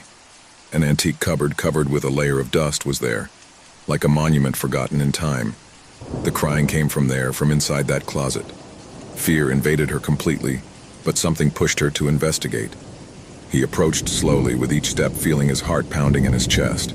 The closet door was closed, but the sound kept increasing in volume, heartbreaking, as if the boy was calling for help. Rosa, with a mixture of curiosity and terror, reached out to the handle of the closet. As he touched her, a shudder ran through her entire body, as if the door was being guarded by something invisible, something that didn't want her to enter. With a superhuman effort, he opened the door. Inside, everything was dark and dusty. There were no children, but the crying was still heard, louder than ever. A cold air emanated from inside the closet, freezing his bones instantly. Rosa stepped forward, her breathing fluttering and her eyes adjusting to the darkness. Suddenly, a gust of cold wind caused the closet door to slam shut. Rosa turned around, terrified, but there was nothing. No children, no sound. Only the silence that had taken over the house again. However, fear was still nailed to his chest like an unbearable weight. She decided to go to her daughter's room to make sure she wasn't there, alone in the middle of the night. When she reached her door, something stopped her. A small whisper, almost inaudible, but enough to make his skin stand on end. He turned the knob and went in. His daughter slept soundly in his bed, his breathing calm. Rosa breathed a sigh of relief, but something was wrong. The boy in the closet couldn't be a dream. It couldn't be an illusion. There was something there, something I couldn't explain. The following days became stranger. Each night, the boy's cry seemed to resonate louder. Rosa tried to ignore him, thinking that perhaps he was imagining things. But every time she approached the closet, she felt a pressure in the air, as if she were being watched by something she couldn't see. A few days later, he decided to investigate further. She remembered that when she bought the house, the real estate agent had mentioned something about a former tenant who had mysteriously disappeared many years earlier. However, he never gave much importance to that story. Now I thought about it with a growing sense of horror. Rosa began to look for information about the history of the house. What she found left her speechless. The boy who had disappeared into the house was a little boy named Lucas, who had lived there with his mother. According to local legends, Lucas had died under strange circumstances, and his mother had disappeared shortly thereafter. No one had seen the woman again, but the boy, according to rumors, never stopped crying. His spirit was trapped in the house, and the cry of his lost soul could be heard every night. The truth struck Rosa with a force that left her paralyzed. The crying child was not a living child. It couldn't be. It was the spirit of Lucas, trapped in some corner of the house, seeking comfort, seeking peace. But I couldn't find it. Something had kept her soul trapped, and Rosa soon discovered that this thing was much darker than she imagined. One night, after hours of listening to the crying in her dreams, Rosa woke up suddenly. The crying no longer came only from the closet. Now it was all over the house, echoing around every corner. Rosa got up quickly, ran through the corridors, trying to find the origin of that terrifying sound. He came to the dining room, and there, in the center of the room, he saw a figure. The boy stood there, his face as pale as death, his eyes large and dark, and his body covered with dark spots that seemed to move of their own accord. The boy stared at her but said nothing. I just cried. The sense of terror that Rosa experienced was indescribable. He couldn't move. I was paralyzed. She didn't know if the boy saw her or if her soul was simply lost, trapped in a state of eternal despair. The crying grew louder, more piercing, and Rosa felt the pressure in her chest increase. The air was thick, heavy, and seemed to get colder and colder. The child's figure began to fade, but his crying did not stop. Instead, a dark shadow emerged from the ground, taking the form of a monstrous figure. Rosa tried to back up, but her legs didn't respond. The creature advanced toward her, its icy breath enveloping the room, its vacant gaze piercing her. The creature slowly approached, and Rosa could see that its eyes were not human eyes.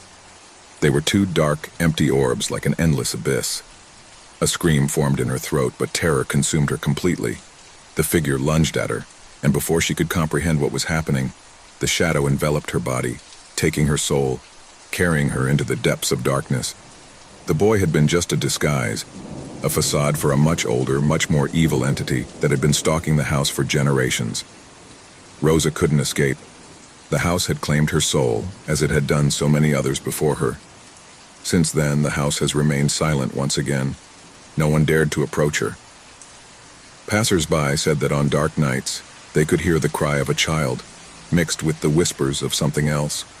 Something that would never stop hovering in the shadows of that empty house, waiting for the next lost soul to fall into its traps. And so, the legend of the boy in the closet became a warning to all who approached the house. No one ever forgot the terror that dwelt in its walls. No one except those who had already become part of its history. Daniel's apartment had always been his refuge, a place where the stillness of the night offered him the calm he needed so much after a tiring day. A space where shadows seemed to whisper secrets that only lonely people could understand. He had lived alone for years after the separation from his wife, and although loneliness sometimes overwhelmed him, he had learned to live with her. Life had lost its luster, but at least it remained stable. One night, as he was getting ready for sleep, Daniel noticed something strange. The digital clock light, which always flickered in the darkness of his room, seemed even dimmer than usual. Everything in the apartment was the same. The furniture in place, the TV off, the fresh air seeping through the cracks in the window. Everything seemed normal, but there was something unsettling in the air. Something I couldn't identify. He settled under the covers and closed his eyes, waiting for the dream to come as usual. However, that night something different happened. A whisper, low and barely audible, seeped into his consciousness. He thought it was a dream at first, but when he tried to ignore it, the voice became clearer, closer. Daniel. The sound of his name, so clear in the gloom, made his skin crawl. It couldn't be possible. No one else was there. He got up quickly, looking around, but the apartment was empty, in complete silence. Even so, the voice persisted, slipping into his mind. Daniel, you know what you did. A shiver ran down his spine. His heart began to pound, pounding his chest like a frantic drum. What was this? It couldn't be a hallucination. The voice sounded real, tangible, as if someone was in the room with him. He looked around, but there was nothing that could justify what he was hearing. The voice continued, this time with a deeper, more hissing tone, as if coming from the walls themselves. You know what you did, and they will remind you. Daniel turned on the light from the bedside lamp, looking for a logical explanation. A dream? No, this was different. The feeling in his stomach was that of a real, palpable threat. The voice, although he couldn't see where it was coming from, seemed to come from everywhere at once. He tried to calm down, but the words echoed in his mind like an endless echo. The next morning, Daniel tried to ignore what he had experienced. He told himself that it had been just a nightmare, a manifestation of his tired mind. But that same night, when darkness took over her apartment again, the voice returned, stronger this time. "I'm watching you, I always have." Daniel got out of bed with instinctive speed, feeling that the temperature in the room had dropped drastically. The air became dense, heavy, as if the space was narrowing around him. There was no rational explanation that could be offered for what was happening, and fear began to take hold of him. He wondered if his sanity was beginning to crumble, if he was losing control of his mind. "Who are you?" he shouted, his voice trembling. The answer came in a whisper, but this time it was different. The voice not only spoke, but seemed to come from inside his own head, like an alien thought invading his personal space. "You know what I did, don't you? How did you forget me so easily?" The words struck his mind with such force that he fell to his knees. The voice seemed to come from a place I couldn't comprehend. His thoughts became cloudy and the sense of panic intensified. Doubt began to sow deep roots in his mind. He remembered the separation with his ex-wife, the decisions he made, the mistakes he made. But none of that seemed enough to justify the terror he felt. An idea began to form, with fear taking over his thoughts. Could this voice, this entity, be something related to his past? Something I had tried to escape from all those years? But the voice seemed to know everything, more than he wanted to admit. The next night, as darkness fell on the apartment, the voice returned with overwhelming insistence. Daniel couldn't take it anymore. He picked up his phone and called a friend, but the call dropped before he could say anything. Panic overwhelmed him. He was alone, completely alone. "Daniel, do you want to know the price of your decisions?" The room was cold, the air thick and stuffy, as if he were drowning in the presence of something he could not see. The furniture, the walls, the ceiling seemed to close in on him. Each shadow seemed to lengthen unnaturally, and the light from the lamp flickered faintly. The voice began to laugh, a low, guttural laugh seeping into his brain. The feeling that something was watching him, lurking around him, became unbearable. Daniel felt as if something was dragging him along, something dark that took hold of his soul, squeezing it, making him relive his worst fears. "You can't escape. You never can." Suddenly the sound of footsteps echoed in the hallway. They were slow, heavy steps, as if someone were walking with deliberate calm, approaching his door. Daniel's mind began to fragment. The voice continued to whisper, but he could no longer distinguish between reality and the nightmare that had taken hold of his mind. He got out of bed, but his legs didn't respond well. Anxiety dominated him. His breathing was agitated, and fear had paralyzed him. When he tried to open the door to get out, something stopped him. The door was locked from the outside, and a cold, invisible hand seemed to hold it firmly. "You know what you did. Remember?" The voice was much closer now.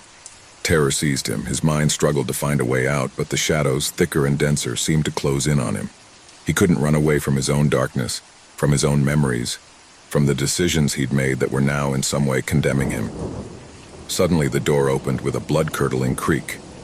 Daniel took a step back, watching in horror as the figure of a woman appeared at the entrance. His eyes were empty, lifeless, and his face was a mask of pain and suffering. The woman walked toward him with terrifying slowness, as if every step she took was a sentence. "Do you remember me, Daniel?" It was as if the voice that had been harassing him for so long had finally taken shape. The woman in front of him seemed to be a manifestation of his own demons, his own guilt. Fear completely paralyzed him as the figure advanced toward him. He tried to scream, but his throat was closed and he couldn't make a sound. "Do you remember me, Daniel?" The voice repeated, this time louder, deeper, more terrifying. With a cry of despair, Daniel fell to the ground, his mind finally collapsing under the weight of the terror that had haunted him for so long. The woman leaned over him, her empty eyes fixed on his, and at that moment, Daniel understood. She was his ex-wife. The figure stared at him, smiling with an expression that mixed sadness and revenge. Before he could react, darkness completely enveloped him, and the last thing he heard was his own voice, whispering from somewhere inside his mind, "I told you, you can't escape." The room fell silent and the light went out. The shadows returned to the place where they had always been, but this time the dark presence had won. Daniel never woke up. Every night at exactly midnight, the sky darkened with a dense and heavy fog, while the first drops of the storm fell on the city. No one knew where they came from, or why they appeared so punctually. It seemed like a blessing at first, freshening the air and bringing relief to the sweltering warmth of the city. But as the days went by, the rain began to awaken something much darker, something that no one dared to understand. At 12 o'clock, the first drops fell gently, followed by a rain that intensified rapidly. No one dared to leave their homes when the sound of the storm began to fill everything. It was as if the rain had a life of its own, a being that felt strangely aware, as if it were watching. But the most disturbing feature of those rains was not only their arrival, they were the whispers. As the rain fell heavily, the wind rose, dragging with it voices, incomprehensible murmurs that ran through the empty streets. No one knew where they came from, but every night the whisper grew louder, closer, as if someone was right behind them, breathing into their necks. The figures also appeared, blurred shadows that faded when they were directly observed. Human silhouettes, but with an anomaly. Whenever they looked out into the rain, those figures would disappear into the mist, as if they had never been there. Still, everyone knew they were there, lurking in the dark. The first to notice something strange were the children, small creatures that, without understanding the danger, played in the rain. But the laughter soon turned to terrified screams. Those who played near the storm began to see those figures, and some even swore they had touched them. They said that the sensation was as if the figures' hands were cold and wet, and when they touched them, they felt a pressure that made them shudder to the bone. Worst of all, when the children tried to run away, something stopped them.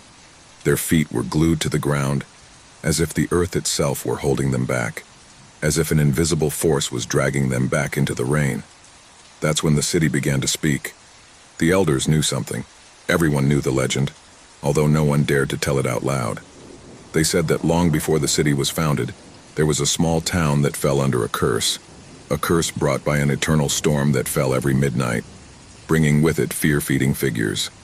No one could escape, and no one survived to tell what happened. The city had been built on the ruins of that village, but the rain, according to the elders, never went away. I had been waiting. One night, after several days in a row of heavy rains, a group of young people decided to investigate. Armed with flashlights and cameras, they drove into the center of the city, hoping to find a logical explanation. The rain began to fall with the same precision as always at 12 o'clock. As they walked through the deserted streets, the wind began to rustle, but this time it was different. The murmurs were not just whispers, they seemed like words that crept into their minds. At one point, one of the young men, Thomas, began to speak loudly, as if responding to someone. The others tried to stop him, but he kept walking, his eyes empty as if he were in a trance. "We can't escape. There's no way out," he murmured, his voice cracking with fear. "They are waiting for us. They are always here." The rain was falling harder now, and the murmurs turned into screams, distorted voices that filled the air with despair. The figures began to appear, gliding in the fog, slowly moving towards the group of young people. Some tried to flee, but their feet were no longer responding. Something was holding them back. Those who dared to look back saw those figures getting closer and closer, and although the shadows were vague, they could sense the presence of something much more sinister. Suddenly, one of the figures stopped in front of Thomas. His face was shrouded in shadows, but his silhouette was clear, a human figure standing in front of him.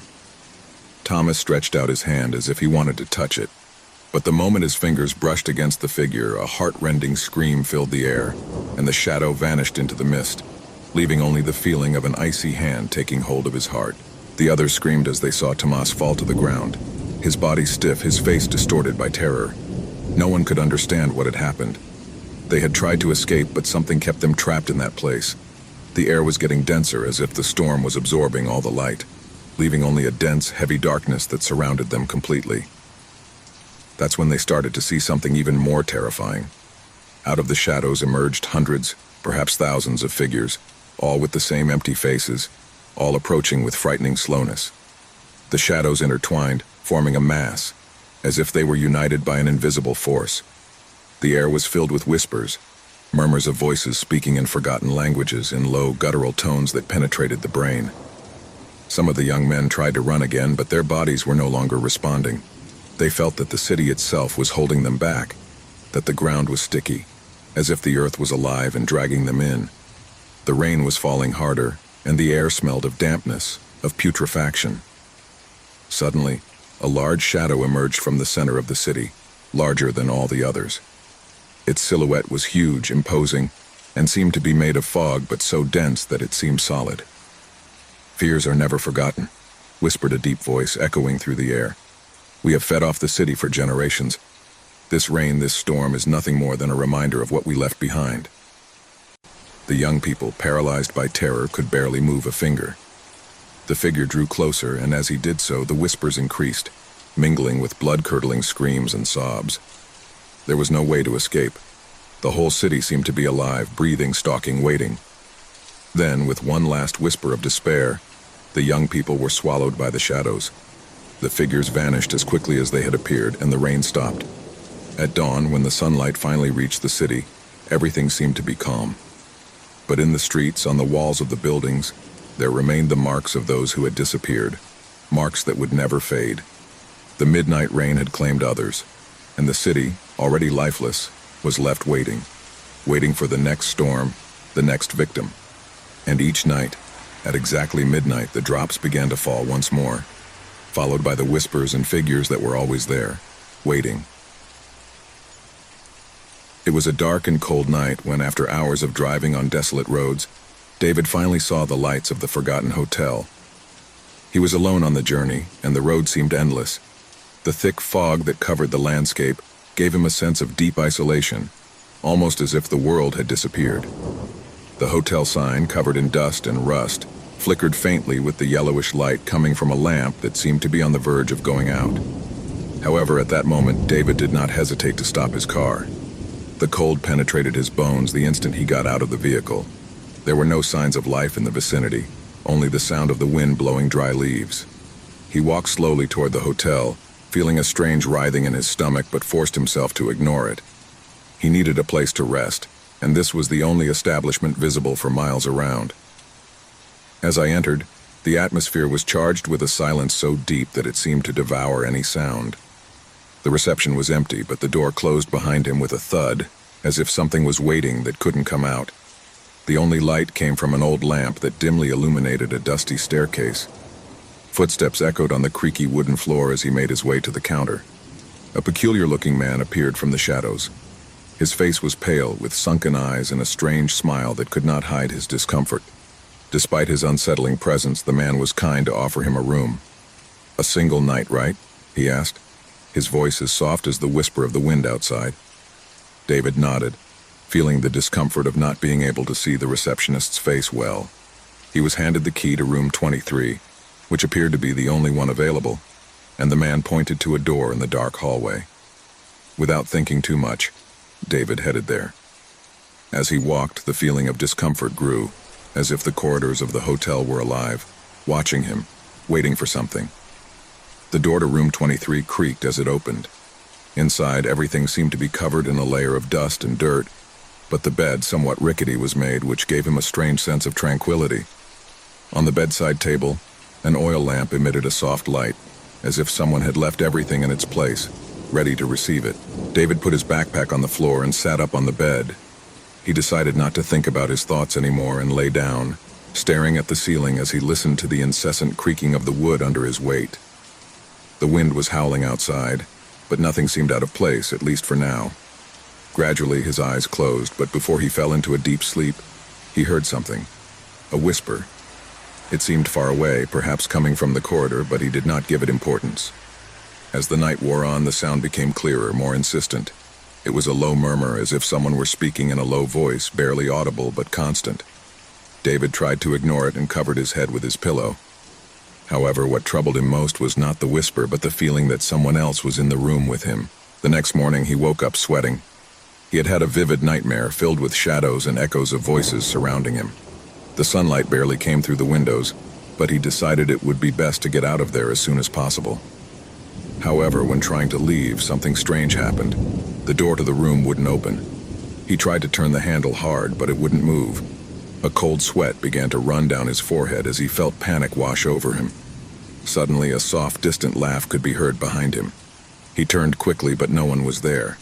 Fear caught up with him quickly, and his breathing quickened. He started banging on the door in desperation, But when he looked down, something caught his attention.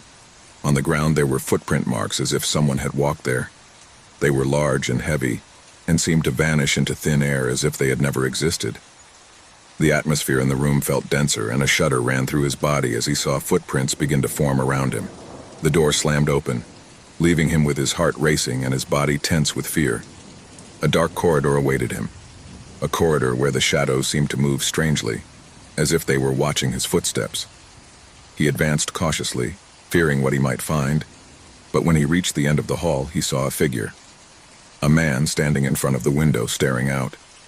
The man was of a slim build with a gloomy face, and his figure seemed to emanate a sense of deep sadness. David approached, but the man did not move. When he was close enough, the man spoke without turning. "Did you stay overnight?" he asked, his voice soft, like a whisper lost in the wind. David nodded, not knowing what to answer. The man turned it around slowly, and that's when David saw it right. His face was marked by scars and wrinkles, but the worst thing was his empty gaze, as if his soul had been ripped from his body. The feeling of terror enveloped David, and he felt a shudder in his spine. "This hotel is full of shadows," the man continued. "Shadows of those who died here. No one leaves, no one escapes." David backed away, feeling the terror paralyze him. He wanted to flee, but his legs did not respond. The man began to walk toward him, and with each step his body faded further until he became a shadow, an ethereal presence surrounding David. "You're going to stay here with us, just like the others." The room began to darken around him. The light from the oil lamp suddenly went out, and the corridor was filled with twisted shadows, figures floating aimlessly, slowly moving towards him. The feeling of despair enveloped him. He was no longer alone. The place became a prison, and the shadows of the people who had died there surrounded it. "This place never closes," whispered the shadow, "and you won't go out either." David tried to scream, but his voice wouldn't come out. His whole body was paralyzed. The shadows enveloped him, and somehow he knew that his soul would be the next to be trapped forever. The doors of the hotel crashed shut, and the darkness consumed him completely. There were no more screams, only the eternal whisper of the lost souls that still wandered through the forgotten hotel. Years ago, archaeologist Enrique Martinez had dedicated his life to the study of ancient cultures. Since he was a child, he had been attracted by history and vanished civilizations. He had traveled continents, unearthed secrets, and unraveled enigmas. But what awaited him that afternoon at an excavation in a remote South American village would surpass anything he had seen before. An old legend circulating in the local community told of a reliquary, an object of ancient power that possessed the ability to unleash the worst of horrors. In the village, they called it the Reliquary of Death. No one dared to approach the excavation area for fear that the dark forces would awaken. However, Henry, with his insatiable desire for knowledge and his skepticism about such stories, ignored the warnings and decided to delve deeper into the search. One day, after weeks of meticulous work, Enrique and his team discovered something they didn't expect. Among the rubble of a structure that dated back centuries, something metallic glowed faintly in the sunlight. At first, he thought it was just a piece of pottery, but as he cleaned it with great care, he soon realized that it was a locket, small but adorned with intricate engravings and strange symbols that seemed to move as he looked at them. With trembling hands and a mixture of excitement and caution, Henry grasped the locket. The piece seemed to have a life of its own. The aged gold shone in a way that hypnotized him. However, a shiver ran down his spine when, as he opened the locket, he felt a dark energy that was unleashed with a rumble that echoed in his chest. Suddenly, an icy air invaded the place, and the shadows seemed to lengthen, as if they wanted to devour him. Enrique took a step back, looking for the locket with his eyes, but it was too late. The evil had been released. Darkness took over his mind, and something inside him whispered, though he couldn't understand it. A heavy silence descended upon the camp. The men around him began to feel him, as if an unknown presence was stalking them, watching them from the shadows. That night, the first strange events began. The air grew heavier, the stars shone brightly, but they offered no comfort, only a warning. Enrique was alone in his tent when, suddenly, a feeling of extreme cold enveloped him. At first he thought it might be the wind, but he soon realized that it was not natural. The light of his flashlight flickered, then went out, and in the darkness he could hear a low, deep whisper, like the murmur of voices rising from the bowels of the earth itself. His hands trembled as he reached for his lighter, but as he did so, something stopped him. A pair of red eyes flashed in the darkness, watching him, looking at him with terrifying intensity. Enrique felt his heart racing, terror running through his skin. He tried to scream, but his voice choked in his throat, as if an invisible force was oppressing him. His eyes drew closer and closer until Enrique felt that he was about to be dragged into that darkness. The vision suddenly faded. The store returned to calm, but Enrique knew that it had not been a dream. Something had changed inside him.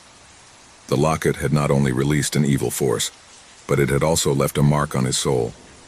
The next day, he tried to continue his work, but the atmosphere grew denser each time he approached the locket. The men in the camp began to abandon the excavations, terrified by the manifestations of the paranormal that happened every night. The voices whispered louder, and the shadows seemed to move unnaturally. Many of the workers said they saw shadowy figures slipping into the corners of their eyes. Some even began to fall ill inexplicably. A couple of days later, Enrique began to experience horrible nightmares. In his dreams, he saw a figure wrapped in a dark cloak, with red eyes and a sinister smile. The figure called him, invited him to join her, to follow the path to death. Every time I woke up, I felt like I wasn't alone. An invisible presence watched him, always close. One night, in an attempt to stop what he had unleashed, Enrique returned to the place where he had found the locket. He was determined to seal it again, to return it to the place where it belonged. But when he arrived, he realized that he could not do it. The shadows around him grew thicker and the air became thick as lead. Each step he took toward the locket, the stronger the pressure felt. It was as if the earth itself was alive, rejecting him. Finally, when he reached for the locket, something changed. The ground began to shake, and a deafening sound filled his ears. It was the creaking of the bowels of the earth.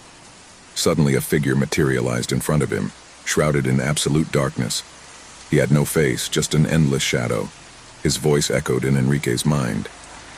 "Do you think you can stop the inevitable? Do you think you can escape the fate that belongs to you?" Enrique tried to take a step back, but his body was unresponsive. The figure surrounded him, and darkness took over his being. The screams of his fellow diggers, who had returned in search of answers, coalesced into the air, echoing in his mind like a distant echo. Then, everything vanished. When Enrique woke up, he was in a dark place, surrounded by shadows. I didn't know if he was alive or dead, but it didn't matter. The reliquary had already fulfilled its purpose. He had unleashed the evil he had sought so much. The terror was complete. The story of Enrique Martinez disappeared from the face of the earth. No one knows what happened to him or his team. The records of the excavation were destroyed and the reliquary never reappeared. Some say that echoes of their cry can be heard when the moon is full, echoing through the air as a warning to those seeking ancient objects with desires for power. The reliquary of death is still waiting in some hidden place for whoever dares to unleash terror once again. St. Brace's University had witnessed hundreds of stories, from the early days of its founding to the modern era. Its Gothic architecture, with its towering towers and dark corridors, inspired both respect and fear. No one really knew every corner of campus. The oldest spoke of forgotten corridors, locked doors, and underground passages that led to places that should never be discovered. Thomas, a young history student, had heard many of these stories in the hallways, whispered quietly by his older classmates. Like many others, he considered them mere legends, nothing more than ghost tales that served to scare new ones. But there was something different about him, an insatiable curiosity to unveil the secrets of the past. So when he came across an old key in a dusty corner of the library one day, he couldn't help but be drawn to it. The key looked old, as if it belonged to an object forgotten centuries ago. No one seemed to recognize her, and this only added to the mystery surrounding her. That afternoon, as he walked around campus, his mind kept spinning over that key. He felt a strange connection to her, as if something was calling him. It was then that, while walking near the east side of the university, he noticed something peculiar, a small corridor that he had never seen before. Although he knew every corner of the place well, it seemed to have materialized out of nowhere.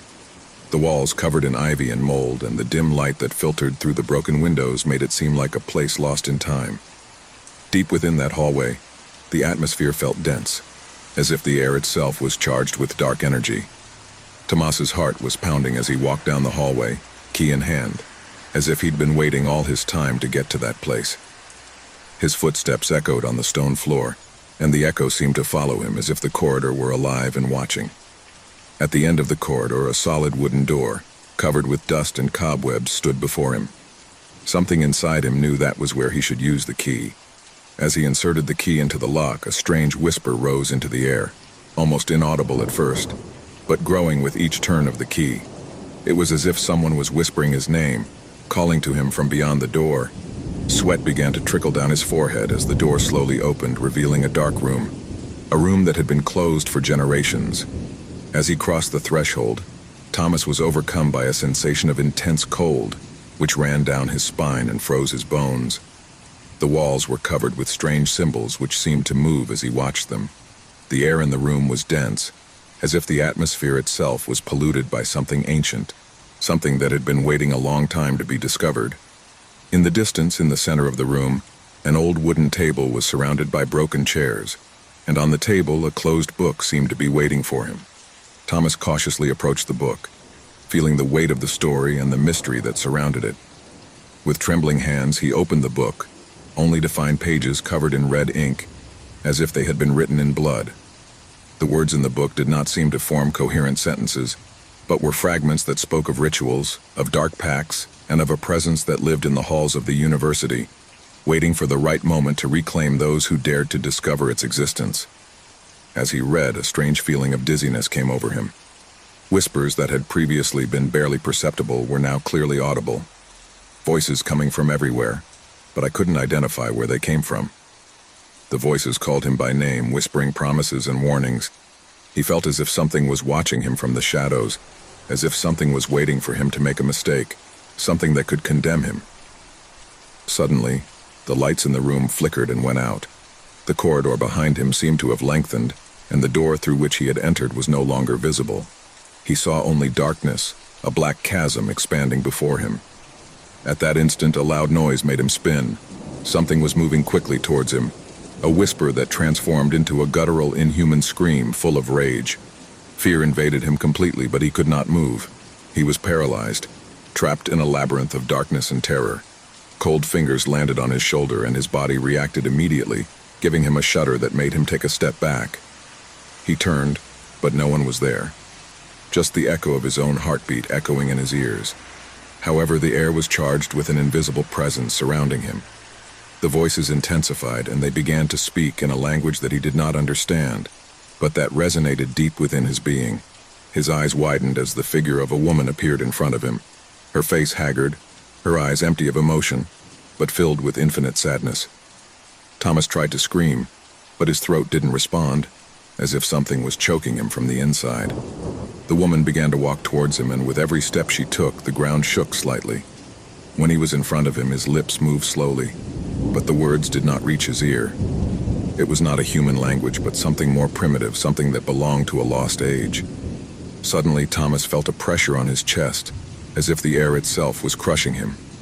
The woman stretched out her hand towards him, and at that instant the lights came back on, but the room was completely transformed.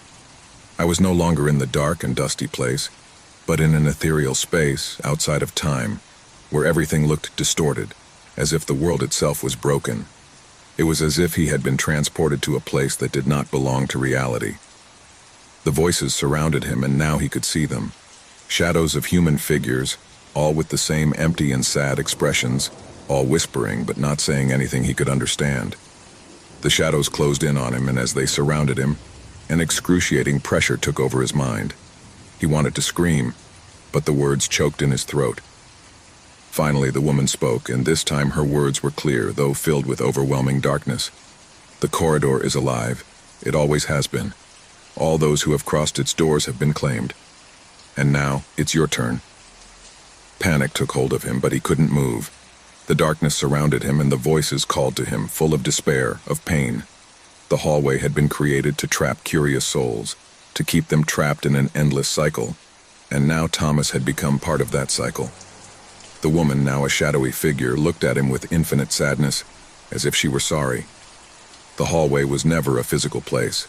It was a threshold, a line between the world of the living and the world of the dead, and once crossed, there was no turning back. Tomas never returned. The whispering hall closed behind him, and the voices died away, leaving only the echo of his lost existence. The mystery of St. Bryce's University continued, and the legends about the forgotten corridor grew more somber. No one else dared to look for that hallway, but those passing by swore they heard whispers, as if the hallway was waiting for the next victim.